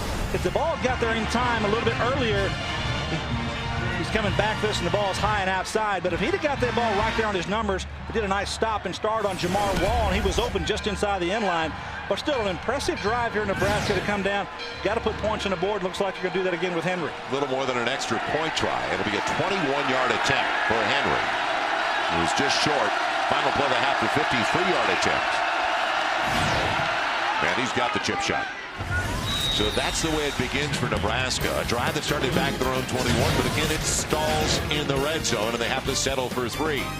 7-point ball game in Lubbock. College Football Saturday presented by Suzuki Quad Fair 08. Get the lowest financing of the year on Suzuki's full line of performance-driven ATVs. Also brought to you in part by Valero, the all-American gasoline, the great American highway. First down marker brought to you by Overstock.com. Shop with a company that supports college football. Overstock.com. At home with the O. Good look out there in Red Raider land. It's homecoming weekend. Do you think he's in New Orleans with those beads? No, he's going to pay off later in the game for him. Kind of a universal thing. Laron Moore will take it back at about the 2. And torpedoed across the 20 at the 23. Mike Goldberg, where have you been with DeMarco Farr? Let's head back to the studio on the latest. All right, thank you, Mike. So USC looking like the lofty ranking they deserved early in the season. They'll be a top 5 team, I believe, before the end of the year. Little shovel pitch, Batch. That time they didn't get the big play. Only to the 25, and we've seen that with, and usually it's Batch more than Woods. And the possessions first half. Well, definitely they've done a decent job when they've had the football. Had a couple of scores in the field goal, but one punt there to start the ball game. So they've only had 4 touches, and they put three scores on the board. That's what Texas Tech does. They take the ball down and they score. But Nebraska doing a decent job of keep away so far. We are halfway through the third quarter. Direct snap again. Crabtree. And it went. Harrell got it, and look out. Detron Lewis into the secondary, breaks the tackle. Another big play for Texas Tech. He's already down. Lost the football, but down inside the 45 with the first down. So little gadget action in the backfield. Just trying to heavy sell the run there inside, and the defense kind of bid on it, and it allowed Lewis to come inside for the catch, and does a nice job of running after the catch. Kind of has a slip right there on the 45-yard line and goes down. Almost a fumble there on the play. The ball came out after he had contacted the ground, so a non-fumble. It's good for 31 yards. So the explosive plays have belonged to Texas Tech. And in motion, Edward Britton gets it. Won't be much. Good job defensively to stay at home for the Huskers. Gain of a couple. Looking at the first half leaders for the Red Raiders. Now, Graham Harrell, he's been sharp, 10 of 13 passing. You know, he's got the touchdown to Michael Crabtree, his 31st of his career here at Texas Tech, the all-time leader, and Baron Batch done a nice job with his efforts out there running the football. Now, those are the first half numbers, but on 12 completions, because of the big play, the 31-yarder. To Lewis, it's already 177 yards on 12 makes and 12 completions. So Graham Harrell still putting up real good numbers. Limited time on the field. Middle is available. He finds Eric Morris for a first down. But no pressure right now out of the gun on Graham Harrell. Now going to revisit our principal financial edge. Look here at Texas Tech in this football game and what they needed to do. I talked about them being a first down machine. Well, they'll move the football when they have that. They get a click there, but I think they haven't gotten this done. They haven't made Nebraska be one-dimensional because they've been able to run the football and throw it effectively short yardage-wise with Joey Gans. Harrell checking off at the line. A little confusion with Shannon Woods in the backfield.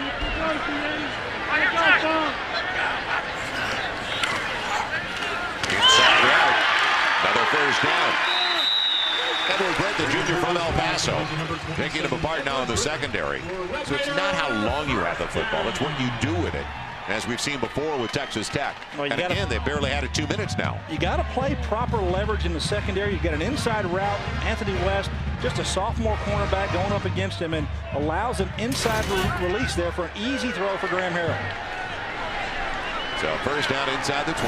Drive that started back at the Texas Tech 23. It's taken a long time, hasn't it? Batch into the secondary again on the hip of his blocker, and a flag on the play. He's got a first and goal. He rode that horse down the field, didn't he? And that horse was number 65, Louis Vasquez.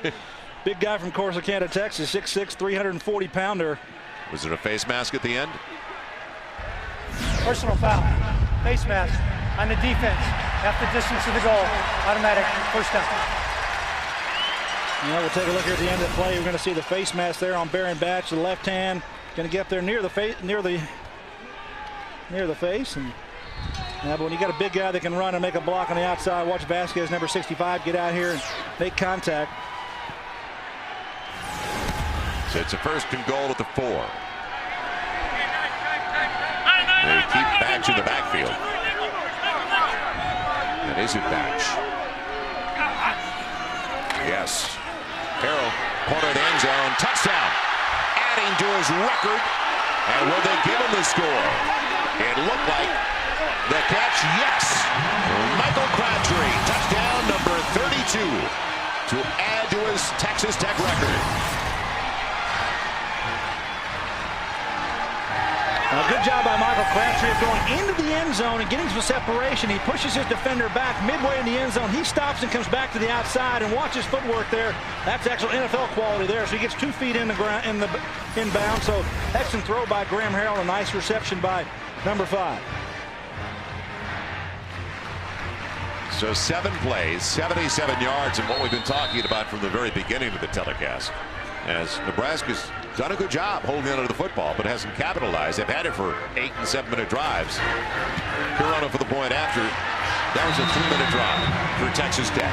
77 yards in 3 minutes, and they get into the end zone to make it a 24-10 ball game. We'll find out how the Huskies respond when we come back with 4:47 left in the 3rd.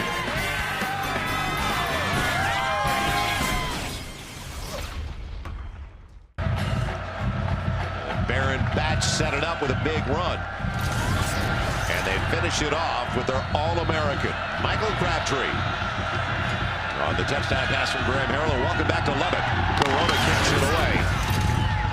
And Niles Paul, the line drive, returnable type from the 2. They've been vulnerable on the return team. He had a 70-yard return. He takes it this time, better coverage, out to the Nebraska 27. Well, Michael Crabtree on the outside is going to take it down the field, gets into the end zone, and Larry Asante, too much cushion there. This quarterback cannot get out there to him before the ball is thrown. Excellent timing by he and Graham Harrell. Looks like you got both feet down, not just one. You know, all the credit last year was well deserved, and people have said, well, why isn't he going at a great rate this year? Well, obviously they're doubling him more often. He's still 3rd in the nation with 113 yards a game. Not too shabby. Healy with the backfield. And Healy.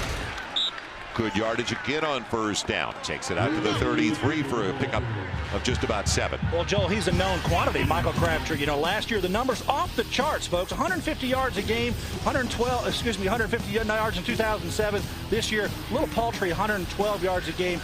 The receptions per catch, yardage per catch going down just a little bit this year. But still, the numbers, those are All-American numbers right there at 7.6 yards per reception. And I mentioned he's 3rd in the nation. Well, he leads the Big 12 in receiving with 113 yards a game. They empty the backfield on 2nd and about 3.5, 4. Good catch and cut. I like that move. Mentally Colt, just a junior from San Diego. He's got a 1st down. So they have been able to move the chains. They've had the ball for 13 more minutes, but when they're great between the 20s today, aren't they? Well, they've moved the ball effectively offensively. They haven't put touchdowns on the board except for the one here in this football game. But overall, the Nebraska defense has not been able to hold up the big plays that Texas Tech has done offensively. Nebraska's defense, 82nd in the country coming in here to start this game. Carl Pelini wanted a better effort, better execution by his defensive group. Hasn't gotten it yet today. Gans on the play fake with Healy. Underneath, Paul rather. Nobody close. Man, right at the marker. As we get another Jack in the Box sideline report with our roving man, Jim Knox. All right, thanks, Joel. What do you think Michael Crabtree did after scoring that touchdown? He came to the bench and congratulated the offensive line. Can you believe it? And look at number 76, Brandon Carter. You talking about a little intimidating. We talked about the offensive line in Nebraska. Brandon Carter, 6'5", around 325 pounds, and the eye makeup, the hair. He's got everything going on there, Gary. He's a good story. I talked a little bit about him with Chris Cook, the sports information director here from Texas Tech, about Carter, and he told me a pretty good story I'll share with you here in a minute. Yeah, he's ready for Halloween. Peterson on the grab. He's got the 1st down to the 40. Well, Carter, he's a unique story in that he's so huge. He's 6'7", 350 pounds, and actually went to teach a class, a young kids class, almost a kindergarten type class. They walked in and he said he thought these kids were going to be yelling and screaming. They didn't say a word. I wonder why they didn't say a word. He's not intimidating. No. It is a classic time in Lubbock. Boy, the program under Mike Leach, 9 years in now. 70 wins, only 12 away from Spike Dykes, the all-time leader. The option, haven't seen that. And Helu scrambles for a couple of extra yards down to the 33. So 7 again on first down. They have moved the ball. They just have to do better in the red zone. Good job of play calling, changing things up. We haven't seen option today. They have run that this season with Joe Gans, and I think that offensively they do need to find a way to get the ball more vertical now. Find a way to get the ball into the end zone and get, perhaps contest this secondary with a longer throw. They haven't attempted it all today. 53 snaps for Nebraska, 28 for Texas Tech. So 24 points on 28 snaps. That is maximizing things for the Red Raiders. Gans on a 2nd and short. Man, it'll be a false start. Prior to the snap, false start on the offense. Number 44, 5-yard penalty. 2nd down. But Joe Gans now throwing on a regular basis for 275 yards or more. In fact, 6 of 8 career starts, he's done that. Well, you see the numbers here that he's had this season. Early on, started out very well against Western Michigan, went down to New Mexico State. Well, they ran 330 yards in that football game. But Joe Gans has shown that he's a competent quarterback. Now, a lot of this is still kind of that blend of the West Coast style of offense that they ran last season. A little bit different now with the spread offense and trying to be a little more in tune with the running game. So I think Deshaun Watson really trying to find the real identity of what he can accomplish with this Nebraska offense. It'll be 2nd and 8. Castillo into the backfield. Quarterback draw didn't fool anybody. He lost it on the way down, and now potentially a late hit. Little celebration and a late hit. Dixon. Personal foul. Unnecessary roughness on a defense. Helmet to the elbow. Elbow to the helmet. 15-yard penalty. Automatic first down. Well, a great play here defensively for the Huskers, but it's going to all be negated because of sloppy play by the Texas Tech defenders coming down there late. Dixon got the sack, his 7th of the season. One of the leaders in the nation. But there comes the late hit. Man, with good reason, you throw that flag. Brandon Williams. So that upsets the defensive coordinator, Ruffin McNeil. And they've been a different team since he took over early last season. They've been a much more aggressive team. Yeah, he's a guy that's got them going definitely defensively. Ruffin McNeil, a little bit different attitude of what they've done in the past. Bend but don't break style of defense. Again, a timeout here, I think, by Texas Tech defensively trying to survey what's going on the field. And maybe the biggest surprise of all after that is their first penalty of the game. They're one of the top 2 teams in penalties in the Big 12 with the wrong direction.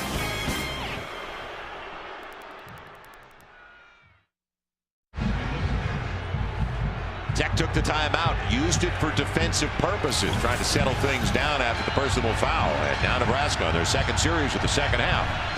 They had to settle for a field goal their first try. And they got a 21-yarder from Henry. Now they've got a first down to the 28. Suzuki Way alive. Todd Peterson. This is the kind of guy you want to pattern yourself after. This young man, former walk-on at Nebraska, and he's been involved in the offense a lot today. Helu, little screen. Doesn't go for much. Charbonnet, the strong safety, the senior out of Houston, out of the Woodlands, making the play. He's made a lot of big plays for this team. 4 picks. One of the leaders in the nation. He does a great job, I think, in the secondary. Kind of runs things back there now, and good job of running the football, making a play in space. That's what you have to do as a safety in this defense. Come downhill and make a nice tackle in the open field. So it'll be 2nd and long, 2nd and 8. Final minute of the 3rd quarter. And a 3rd quarter where it's only going to be 3 minutes of possession time for the Red Raiders. But let's see if in those 3 minutes that they outscored Nebraska 7-3 in the 3rd 15. Gans in trouble. Gets a nice block though. And available. Nobody accounted for Peterson. Wow. 3-time academic All-American. As he's got it down to the 12. And a first down there. And LaRon Moore, who's been bringing him back today on kicks with the pop. Well, LaRon Moore decides to bring some leather here. Good job play calling here. Good job of blocking and pinning to the inside. Get your fullback to do that. But watch his hit, folks. Textbook. That's a perfect tackle right there. Yeah, but Peterson jumps up. He's got the first down. That's all that matters. But now can they get into the end zone, trailing by 14? Crucial drive early in the 4th when we come back to Lubbock, Texas. And can the Huskers finally do something in the red zone? So that's the end of the 3rd. You're watching Big 12 College Football Saturday. It's a 14-point lead for the number 7 Red Raiders. And it's all presented by Suzuki.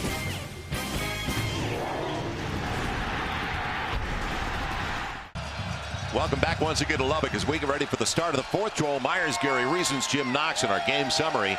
Crabtree, record-setting day.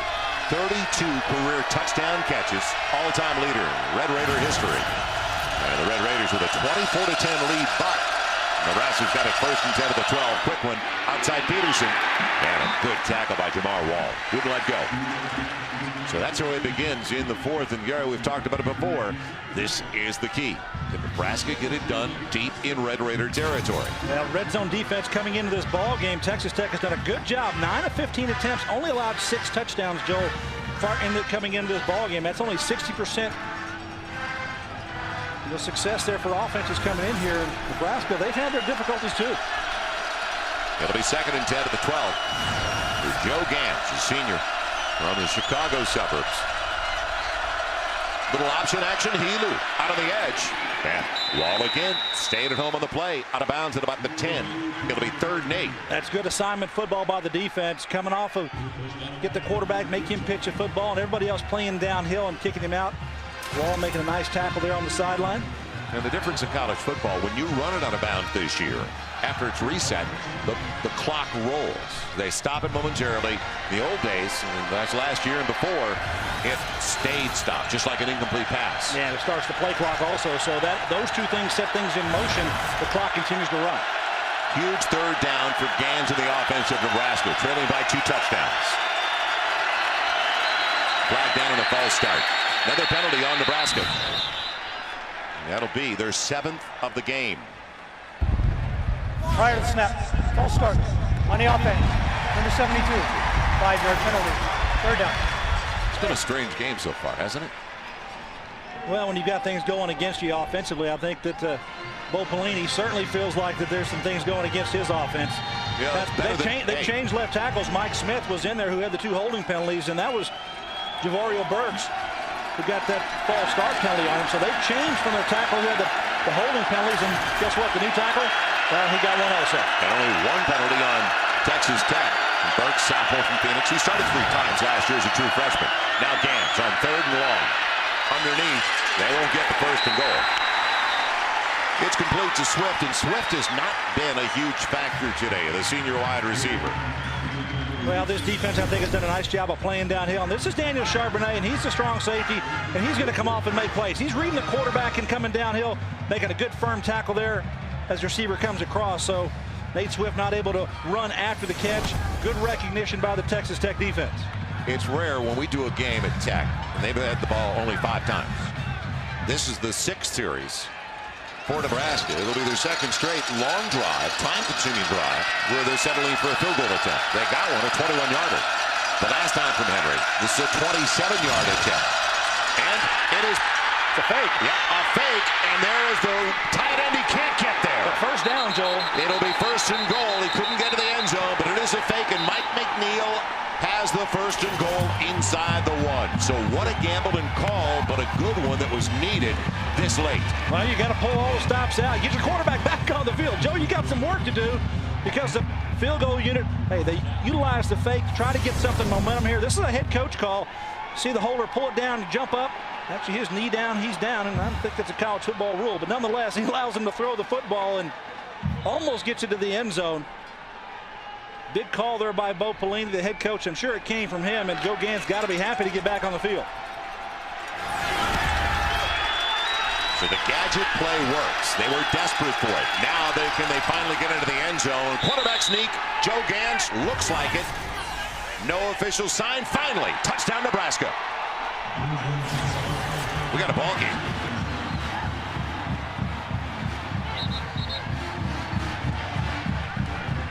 Now there's some Nebraska fans here.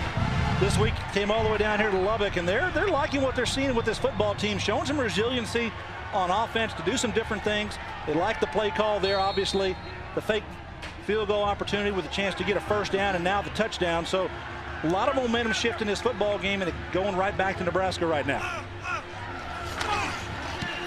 This time Henry does boom it for the uprights. So the Cornhuskers putting it together finally. It took a fourth down fake and pass, and it worked.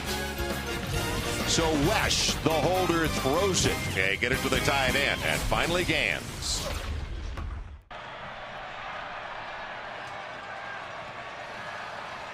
Yeah, the pass on the fake by Jake Wesh, the punter, who was the holder. And then Joe Gans with the quarterback sneak. And all of a sudden, Nebraska putting a scare into the homecoming crowd here at Lubbock. Line drive by Henry. Is out of the end zone. And it was actually Ade Kunalik who did a good job to make sure that Detron Lewis and Jamar Wall wouldn't bring it back. It'll be at the 20, and let's head back to the studio for a game break. Mike Goldberg, what's the latest? Well, Joel, a crazy one in Starkville, Mississippi. Number 14 Vanderbilt, unbeaten on the season. Saw their starting quarterback Chris Nixon struggle. Michael Adams has just been intercepted. It looks as if Mississippi State is going to pull off the upset, and Vanderbilt will not start 6-0 for the first time since 1928. Keep it posted. All right, so another shocker. Completion pass to 24 goes to Detron Lewis, just shy of the 25. And now that Oklahoma has been knocked off at the Cotton Bowl today, 45-35 unit here by the Texas Longhorns, what does that do to the rankings? And if Missouri's at home to Oklahoma State, and Oklahoma State, number 17, a very good football team, and especially on the offensive side. Well, the one thing we do know, though, Texas is definitely going to move up. How far they're going to move up? Well, there's still some work to be done. LSU plays tonight, Missouri plays tonight. Should be a lot of football left today. It should be fun to watch. Shannon Woods short of the first down. So how big is this third down now momentum-wise for the Nebraska side? 3rd and 1 coming up as we head downstairs to Jim Knox. Joel, exactly right. This offensive line, also the offensive team right here. A lot of momentum going on. Barney Cotton, offensive line coach, sitting on the bench right now, told his offensive line, play clean now, guys, play clean. And you got Big Mike McNeil, number 44. He had a big group around him. They were yucking it up. He couldn't believe the ball came to him. Well, Mike McNeil caught the fake field goal. Took it down inside the 1. Need a yard. And won't get it. Believe it or not, 3 and out for the first time today as they shut down Shannon Woods. A good push up front there by the defensive front. Sue Ndamukong Sue did a nice job of pressuring inside, number 93 for that defense, getting into the backfield, and that's what allowed them to watch the push coming up right here. They're going to get into the defensive backfield, and that's what made the negative play. So Sue coming up huge. Now, what kind of field does Nate Swift give to the Nebraska Cornhuskers? John of the LaCour coming up with, well, only his second punt of the game. Having to use another timeout. Texas Tech. Second charge timeout. They've only got one timeout left. Timeout on the field. In a tight affair with the Nebraska Cornhuskers. 10:20 free to play.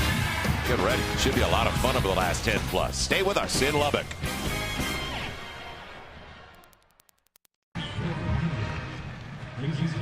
Cornhuskers ready to get the ball back. Only down by 7 on Art Polaris Ranger, presenting the hardest working player.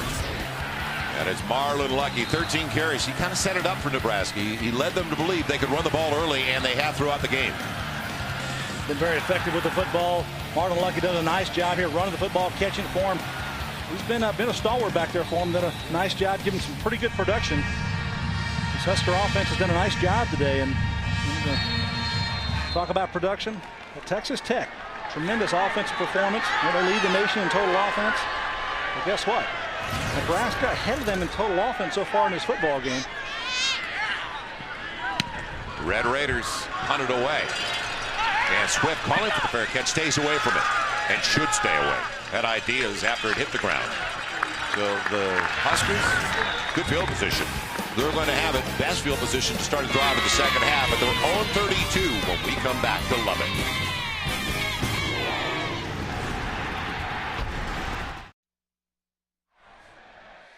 College Football Saturday presented by Suzuki. Quad Fair 2008 is here. Get the best deals, lowest financing of the year on Suzuki's full line of performance-driven ATVs. Visit your local dealer today. Brought to you in part by Cargill. Calibrate, create, succeed in bringing better ideas and food to their customers. And by Whataburger, just like you like it. Triple cheese. Well, I forget the cheese. Triple burger, heavy onions, lots of mustard, lettuce and tomato, and we may be there post-game, Jerry. Whataburger all over this thing. All right, here we go. Nebraska at the 32. Only down by 7. This is already a shock to me. Regardless of the outcome, this is already a shocker in my book. 5 minutes gone by in the 4th. Little delay action, a play fake. Gans wants to bundle. He's got Nate Swift inside the 35, all the way inside the 30. Burning the D-back on that side, LaRon Moore. Now playing zone coverage, 2 deep zone coverage, and LaRon Moore is the near side cornerback. And Swift just gets down the sidelines and between the safety who's occupied by a receiver in his area also. So Moore, you see him here on the outside, just misses a jam and just throws it up over the top. Excellent throw that time by the quarterback, Joey Gans. So 5th grab of the game for Nate Swift. They held him. Only 2 in the first half. He picked it up. That's his longest catch by far. 5 for 70. Running the football with Lucky. He takes a pop after a gain of a little more than 2, almost 3.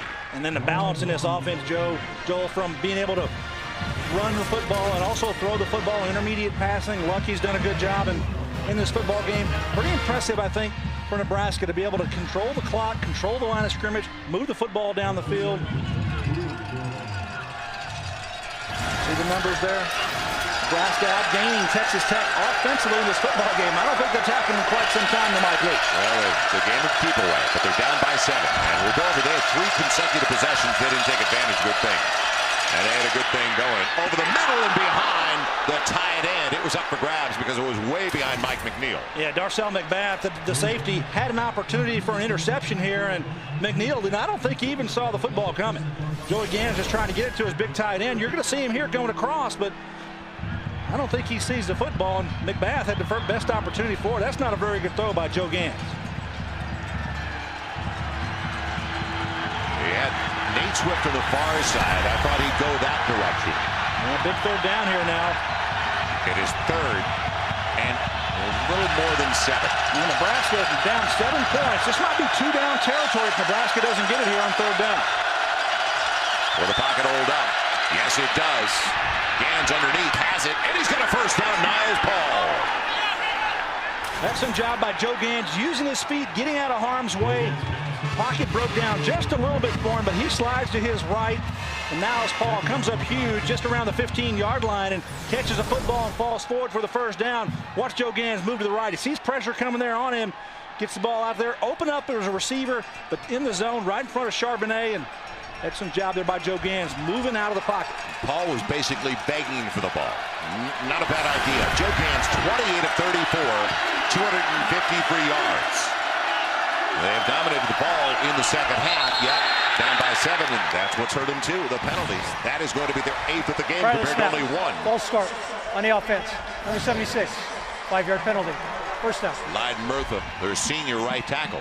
Yeah, and it's been tough moving the ball inside the red area here for Nebraska against this Texas Tech defense. Watching the right side of the line of scrimmage. Quarterback barked out something that both of them went. Yeah, you could have called it on Slauson too.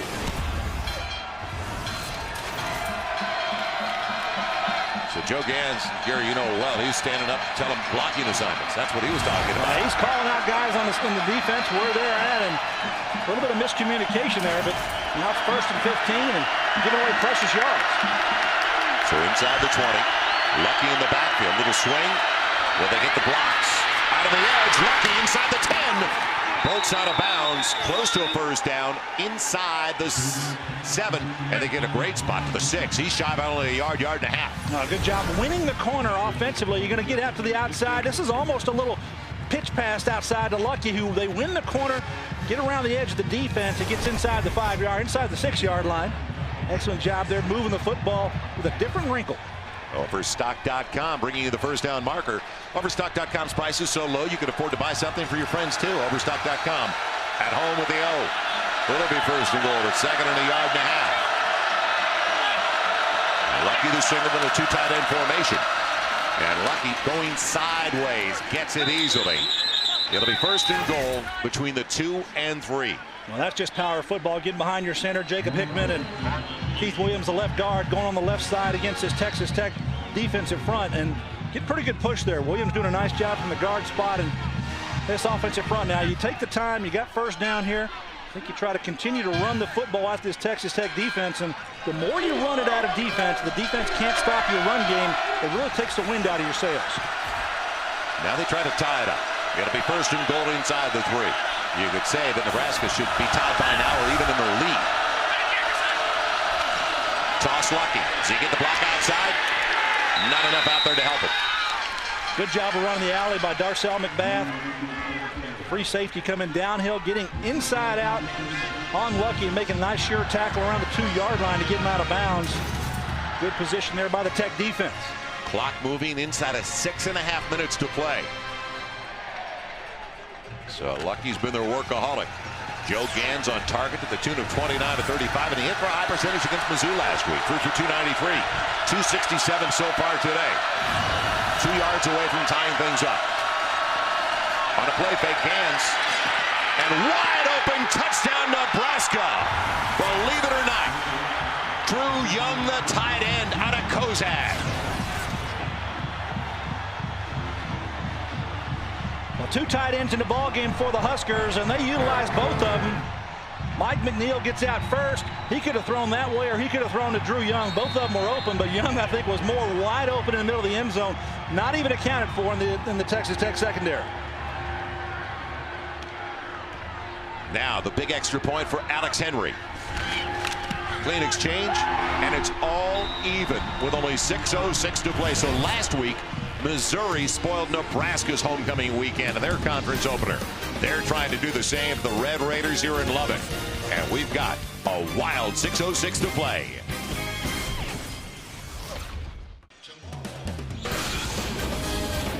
Big 12 College Football Saturday presented by Suzuki welcomes you back to a stunned Jones A&T ballpark.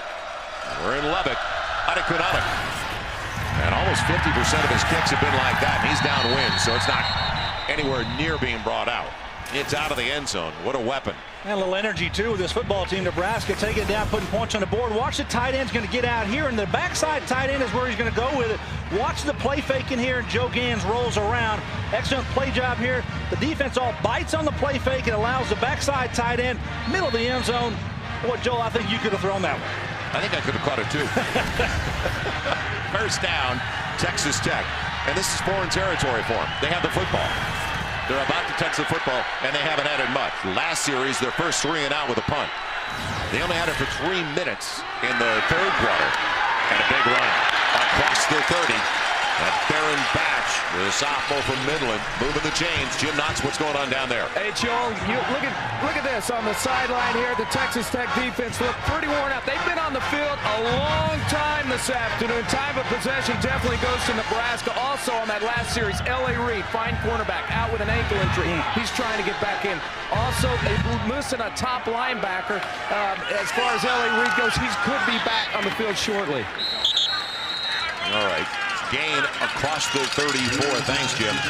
By Baron Batch, it'll bring up 2nd and 6. Well, talked about time of possession. I think it's 38 minutes or so for Nebraska in this football game, and right at 20 or so for Texas Tech. No, it's 38-20 before this snap on the first down here to 15-34. 15. Well, 5+ to play. We are tied at 24. It was 24-10 Texas Tech early in the second half.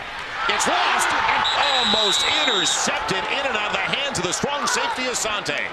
Well, Asante's been all over the field, Joel. He's made some touchdown-saving tackles, but now a chance to get the football in his hands. And Graham Harrell tosses one over the middle of the field and gets away from the intended receiver, pitched away, and almost right there on the spot to make the catch, but just can't pull it in. Whew.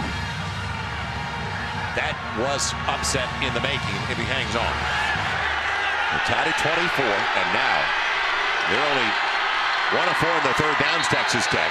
Looking at a third and a little more than 5, almost 6, and Nebraska takes their first time out of the second half. So the Huskers and Carl Polini with a defensive unit ready to talk it over and see what they're going to do. Well, Graham Harrell in nice company, throwing better than 5,000 yards last year. And when you look at the guys that have been able to do it, the quarterbacks in NCAA history, 3 of the 6 that have accomplished that at play right here for Mike Leach. Yeah, Mike Leach has got this offensive system that these guys flourish in. I don't think it's so much as a system as these guys have really executed so well with what they've done at the quarterback position here. Graham Harrell, just one of them, B.J. Simons, and also Cliff Kingsbury. So that's a pretty good trio to be in with and at 5,000-yard club. It's a short break for the Huskers for defensive purposes. And there should be a look of concern for Mike Leach now. Gans has been on target since the beginning of the game. He had his first 6 before an incomplete pass. That was like Mizzou last week. He had the first 8. So now the ball game for Texas Tech offensively. Can they keep the drive alive? Because you got to believe if Nebraska gets it back, they're going to try to pound it and chew clock. On 3rd and 5.5, 6, shovel pitch. It's Woods. Will he get there? No, not close. Didn't fool Nebraska.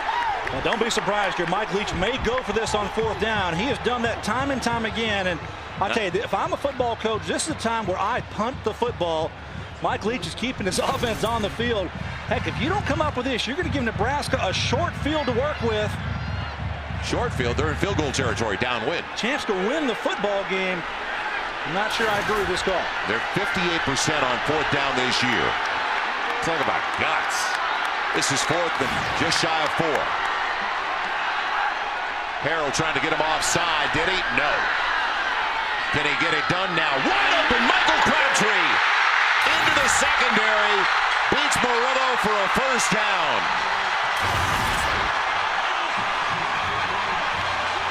What a gamble. Well, you absolutely have to think that Murillo was looking in the backfield and thinking, hey, they're going to throw a penalty flag here or something.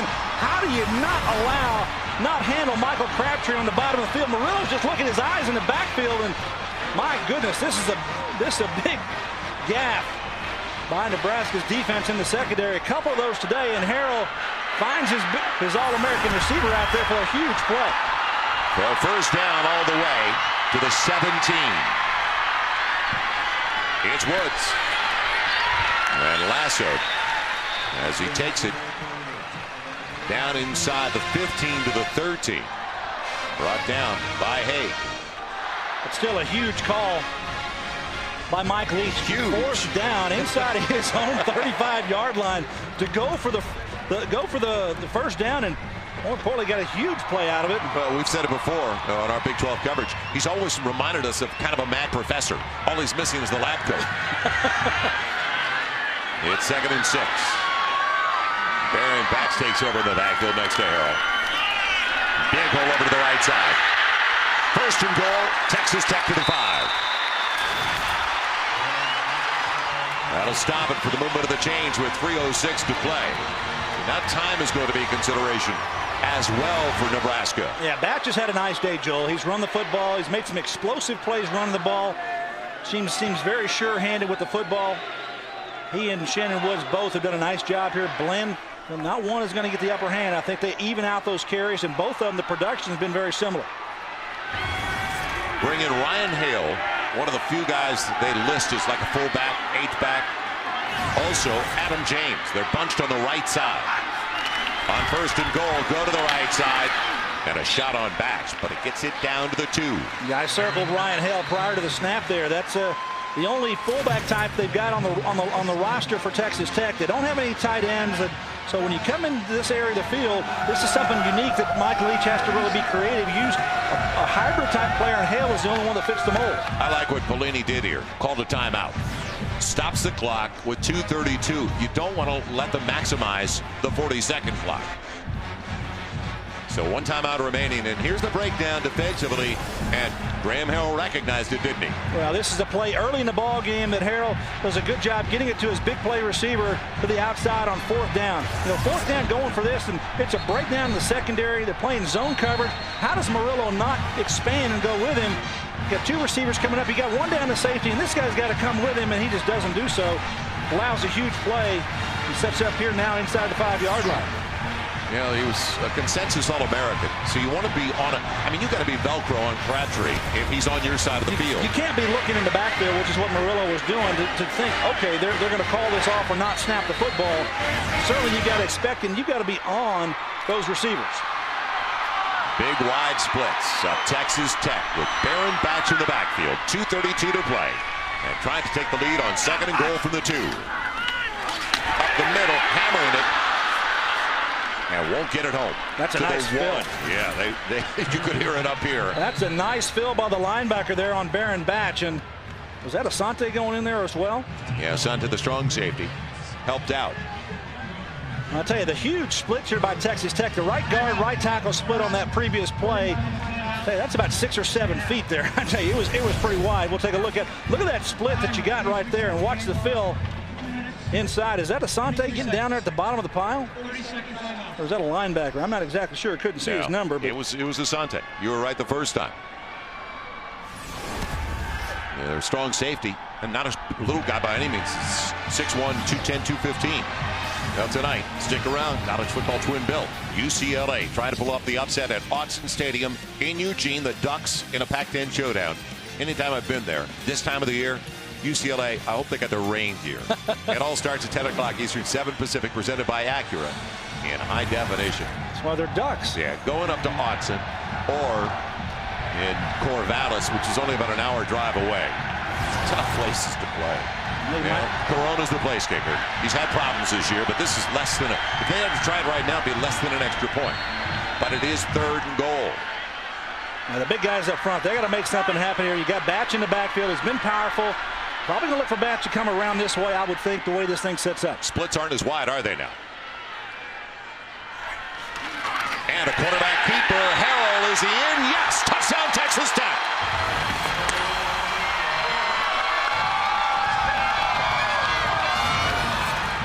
Well, nothing wrong with the QB wedge play either. You get the big guys inside. Steve Hamby, Brandon Carter, and Louis Vasquez. The trio inside for Texas Tech's offensive front. Hit Graham Harrell. Just kind of goose the center, get the ball going. Pretty good push there, I think, by Sue. But just not enough. Graham Harrell gets into the end zone. Big extra point coming up with Donnie Corona. But Joe, a lot of time left in this football game. 2:21 on the clock. Plenty of time for Nebraska to take the kickoff and perhaps move down the field. Extra point, good, and barely. Just got through. Little banker, huh? Yeah, I don't think he asked for it. I'm using the cushion, putting it in the corner pocket. Do you believe this? He barely got it there.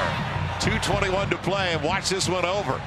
Well, uniquely here, you know, this thing was to go just the opposite way. You got the left-footed kicker. It's going to go up off the left upright, and it's going to spin to the right inside the bar. That could be just as easily go to the left, but it dinks right inside and over the post.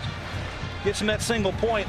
Could have been huge if it had missed it, with Nebraska getting the football back here with, I think, plenty of time to go, and they've got some timeouts left to their advantage. Well, plenty of time to go. They used all their timeouts. They used the last 2, which was really alert by Bo Pelini in his first year as a head coach. I just like the way they managed it on the sideline. That was a good job. Now they have plenty of time. And in college football, it's movement with the chains anyway, so you don't need as many timeouts. Paul is back deep, along with Dennard. And Graham Harrell punching it in from a yard away, and he's had a great day passing. 18 of 22 once again, 256. It's going to be kind of a low numbers day for Graham Harrell as far as yardage, but definitely efficient. What kind of field position is it going to be into the wind? Paul will take it from the 1. Niles Paul, big return earlier. Tries to turn the corner. Won't get there. Jacoby Franks over there, the wide receiver. Really physical in the kick return game, too. I tell you, Nebraska doing a good job of setting up the wedge inside. And if you're a wedge buster for Texas Tech coming down, you got to have your head on a swivel. I saw a pretty good block out there, Joel. Well, the good thing for Nebraska in their passing game, and they don't have to pass it all the time with that much time on the board, it's downwind. He's not, and it's a real stiff breeze right now. I mean, there's nothing to block the wind in West Texas. Yeah, and this clock is going to continue to run down to 2 minutes until we'll use normal timing rules when we get to 2 minutes. But at 2:15 here, if they run the ball, it's going to run all the way down. Gans out of the gun. Mentally cold. Well, cushion on the outside in front of Wall. They'll take what they give them, and they get about 8, make it 7 on the completion. Yeah, and they'll set the clock to move on the ready here. So if Nebraska's on the line of scrimmage, you see the referee winding it there. They're not at the line of scrimmage, so this is going to go down to 2 minutes, and the clock's going to stop. Well, Nebraska's 3 for 3 in the second half. They've scored on all 3 of their second half possessions. But that first one, where they got it deep in the red zone and had to settle for a 21-yard field goal by Henry. Now a conversation with Steve Novak. the referee, or Scott Novak, the referee. Reset the play clock to 25 seconds. The game clock will start on my signal. We were outside of 2 minutes. When the ball's out of bounds and placed back in, we will wind it up. So the game clock will start on my signal. I like the authority. Yeah, but I think Nebraska's got to be ready sooner than that on the ball, on the line of scrimmage to go, because seconds are ticking away. And they are ready. Slide McNeil, the tight end, to the same side as Gans. Gans needs to get out of bounds, and he will. And I believe he got the first down. Yes, across the 31 to the 32. First down, Nebraska, stopping it with a minute 42. Well, Joe Gans has shown that he can run a little bit this year, getting out on the option play. This is actually a pass play designed to get outside of the tight end, but they actually got him covered. So Joe Gans uses his feet and gets a first down for his Husker football team, and that's a nice job by the quarterback. Joe Gans is 31 of 37 for 276 yards. But their failure on 3 possessions. The last 2 of the first half, first of the second half. It could cost Nebraska. They're down by 7. Pocket collapsing. Gans in trouble and on his way down. They'll give the sack to Brandon Williams. He cleaned up, but it was the push up the middle. Now, good pressure up the middle. Exactly what you said, Joel. Didn't allow Joe Gans to get that ball off. Good coverage in the secondary by the Red Raiders. Take a look at the front here. You're going to bring 4. Just going to push inside. Not going to bring any extra help. And they just get behind the offensive line. Gans, a lot of time.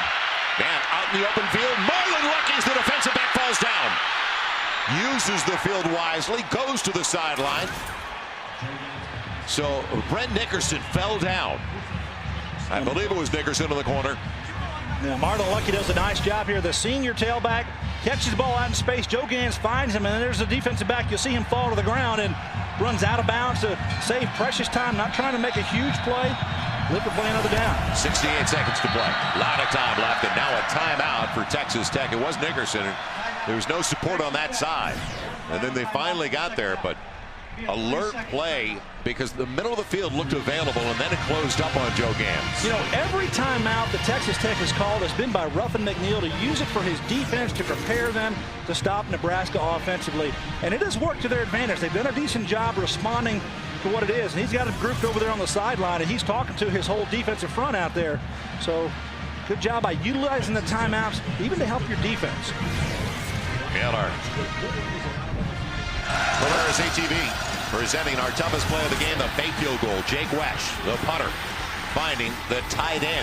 And Mike McNeil held on, the sophomore from Kirkwood High in St. Louis. Well, this might be the toughest decision to make of the day. That was an excellent call by Bo Pelini, taking the fake field goal opportunity there. And Joe Gans, he doesn't even know he's going to be back on the field. He had to go get his helmet. Well, we've had a couple of interesting decisions. That one, and don't forget about Mike Leach on 4th and about 4 in his own territory in the final 5 minutes of the game. First down, Nebraska. They are still alive and well. Will it continue, though, from the 47 of the Red Raiders? Pocket holds up. Late throw, complete for the first down inside the 36. Todd Peterson. Wow, what a catch. That had to take some zip to get there. Defender thought he was going to be able to get there. Brent Nickerson on the coverage on the near side. Watch his ball zip down there. It's a nice, accurate throw. Peterson got his feet down. Good job. They're on the sideline, and Nickerson can't knock it away. Another first down for Nebraska. Minute to play. Ton of time. Again, the quick out. Same target. Peterson. Another completion. Another first down outside the 25. Well, feeling comfortable going on that left side against Nickerson, who's got him man-to-man coverage. He's giving him a little cushion. And what Peterson is doing is he's coming back to his quarterback, working that sideline. We feel the same way, young lady, up in the booth. Man, oh, man. These are tense moments. Red Raiders, number 7 team in the nation. Highest ranking for Texas Tech since 1976. And Nebraska's trying to spoil the party. Trying to get it into the end zone. You know, just get there. I was going to say, you don't want to leave too much time on the board. Now Gans again out of the gun. Ton of time. And underneath, Marlon Lucky. Short of the first down, clock moves to the 17. Great pocket that time for Joe Gans. The last 3 times he's thrown the football, that offensive line has just negated all 4 of the rushers. I think that Ruffin McNeil would like to roll his defensive front, but this hurry-up offense doesn't allow him to do that. 35 seconds to play on a 2nd and 2. Looking on a little turn. Peterson's there. Touchdown, Nebraska.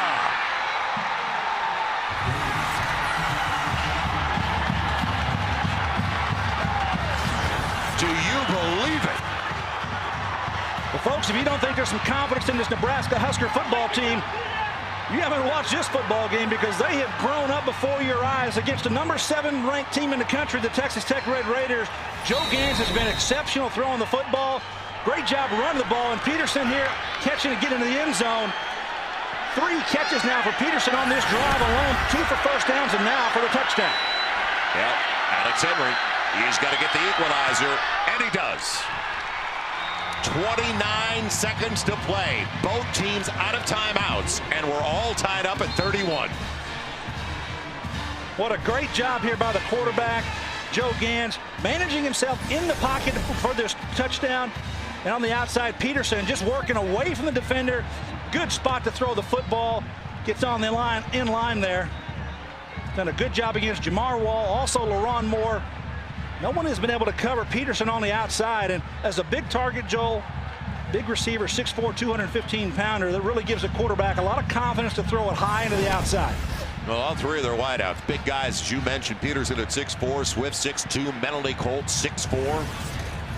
So Todd Peterson, the senior from Grand Island, Nebraska, with 8 catches to lead the Huskers for 77 yards. So you think of Nate Swift when you come into the game, and he's got 5 for 70. But it's been Peterson in the second half. No, when we talked to Coach Bo Pelini, the head coach of the Huskers this week, you know, he sounded kind of down to us. He sounded like it was really hard on him last week. That ball game, they didn't play well, didn't execute well against Missouri. I think he's going to really be proud of his football team when he watches this tape, win or lose, and how this game goes. I think he's going to like how his team has responded on the road for their first ball game of the year. Adi Kunalik over the head and out of the end zone. Well, the Red Raiders that were back deep, so they'll have it at their own 20 for the 3rd consecutive time, and their offense has not been much of a factor here in the second half. Well, tomorrow, Game 3 of the National League Championship Series. Do or die for the Dodgers. If they don't get it done tomorrow, it's essentially over. Coverage of the game, and there's Game 3 of the NLCS. It starts at 8 o'clock Eastern, 5 Pacific. High definition. Only on Fox. Well, the only big plays in Nebraska's given up are miscues in their secondary, allowing big plays, missed assignments. The thing that Carl Pelini, the defense coordinator, must have told him on the sideline for this drive, you've got to keep everything in front of you. Little middle screen, that's what they want. It's Crabtree. Man, they're out of timeouts. They'll get another snap, but running out of room. And the clock working against them. Well, they've got to get to the sideline somehow to get this clock stopped. No chance for maybe kicking a field goal if they don't get it near the sideline. Throw it down deep to Crabtree. It is Crabtree up against Morello and knocked away at the last second. Or did he? Yes, knocked it away.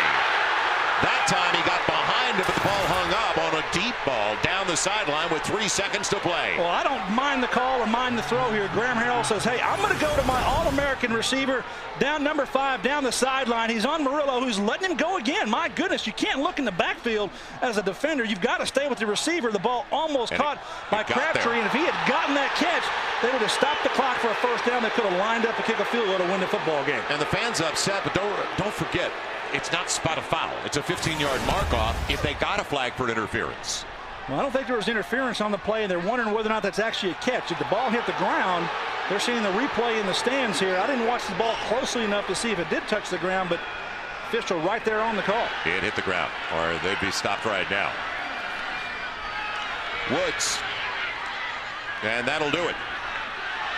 We go to overtime in Lubbock, Texas.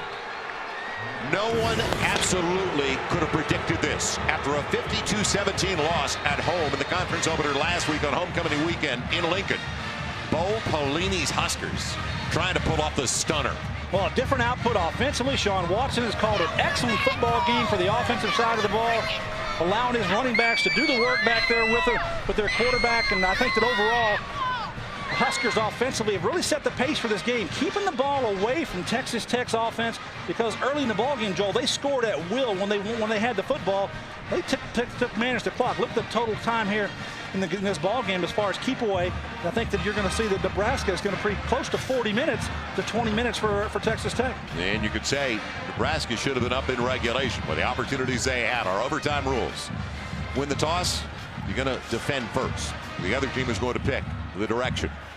Each team starts at the 25, and here we go. Coin toss. Okay, overtime rules. We'll flip the coin again. Nebraska, it'll be your choice. The winner of the toss choose offense or defense, or which end of the field we're going to play on. Each team gets 1 timeout per overtime period, and if we get into period 3, you must go for 2 points. Nebraska, it's your choice. What do you want to call? Heads. Choice is heads. It is heads. Defense first. Which end of the field you want to play on? Okay. There you go. Texas. A lot of things working Nebraska's way right now. They will be on defense. They'll know what they have to do. Tech gets it at the 25 when we return to Lubbock.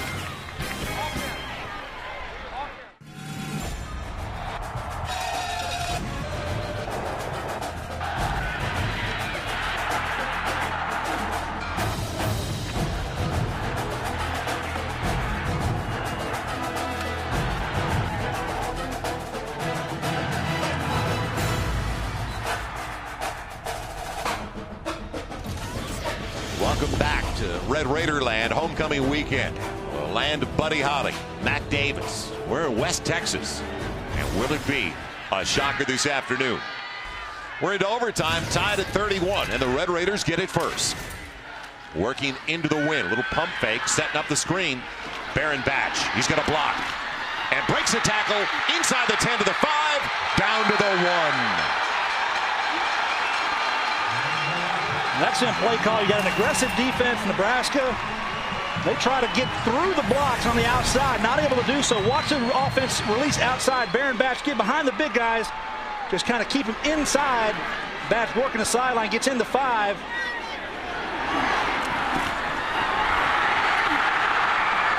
Nebraska deciding to go on defense first, and the philosophy there is you want to see what the offense does. Looks like they're knocking on the door for a touchdown. Batch stays in the backfield with Harrell.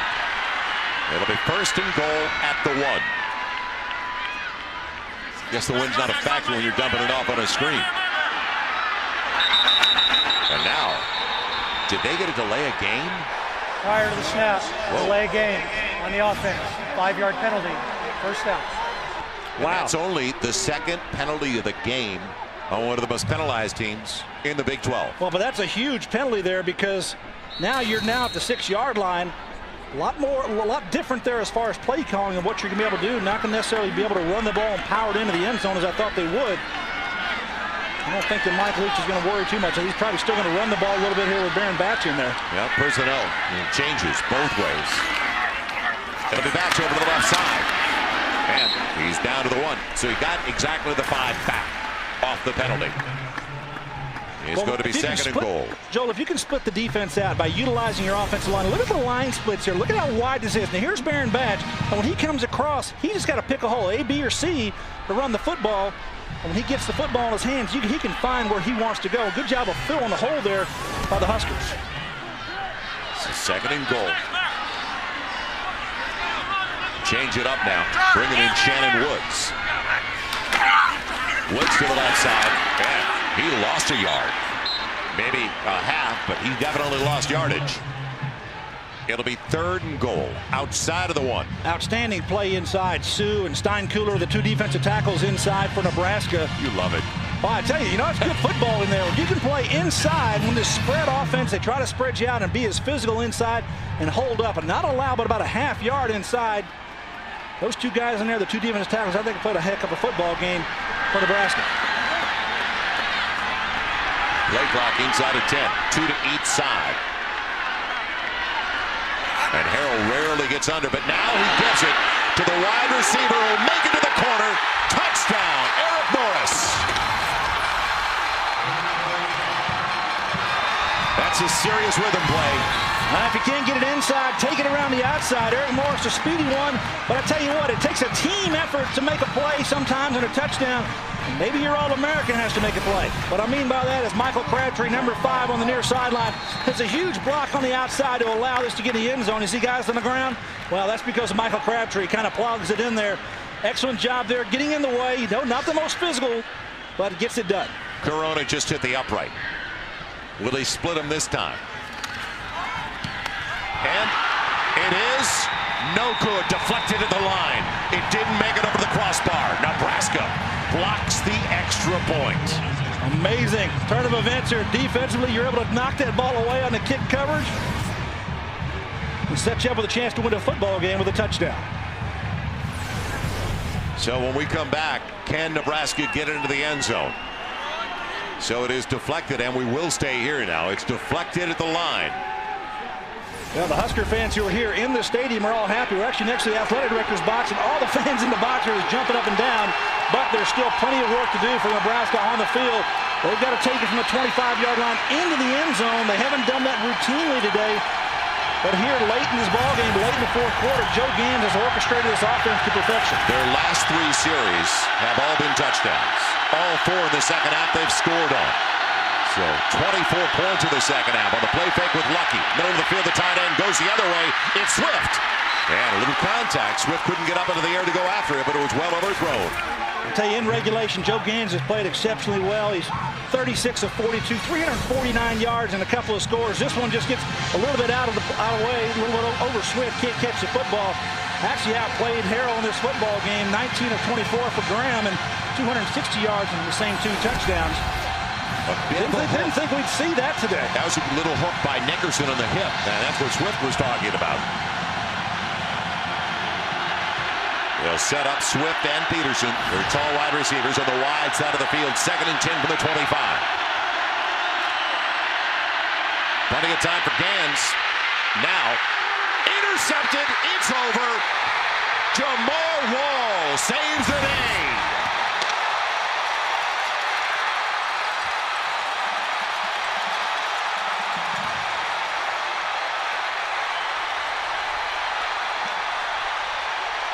Well, credit the defensive pressure for Texas Tech up front, getting to the quarterback, Joe Gans, and making him get outside of the pocket. Not a very good decision, not a great throw. You really need to get just a first down in that situation. I think Joe Gans was looking down the field, being a little bit, trying to get a little bit more than he needed to, get that ball in the end zone perhaps, but ball trying to throw it away. Wall comes up with a huge interception. Quarterback trying to just throw it out of bounds and couldn't get it there. Their highest ranking since 1976, and the number 7 team in the nation escapes, and barely. Yeah, it's an escape. You go to overtime, you kick a touch, you get a touchdown, you miss the extra point. Think that Nebraska may have a chance to score a touchdown winning with their extra point, but negated by a turnover defensively. So you got the quarterback rolling out of the box, and the defense just put him there, and he's trying to throw it away. Wall right there just takes the football and seals the victory for Texas Tech.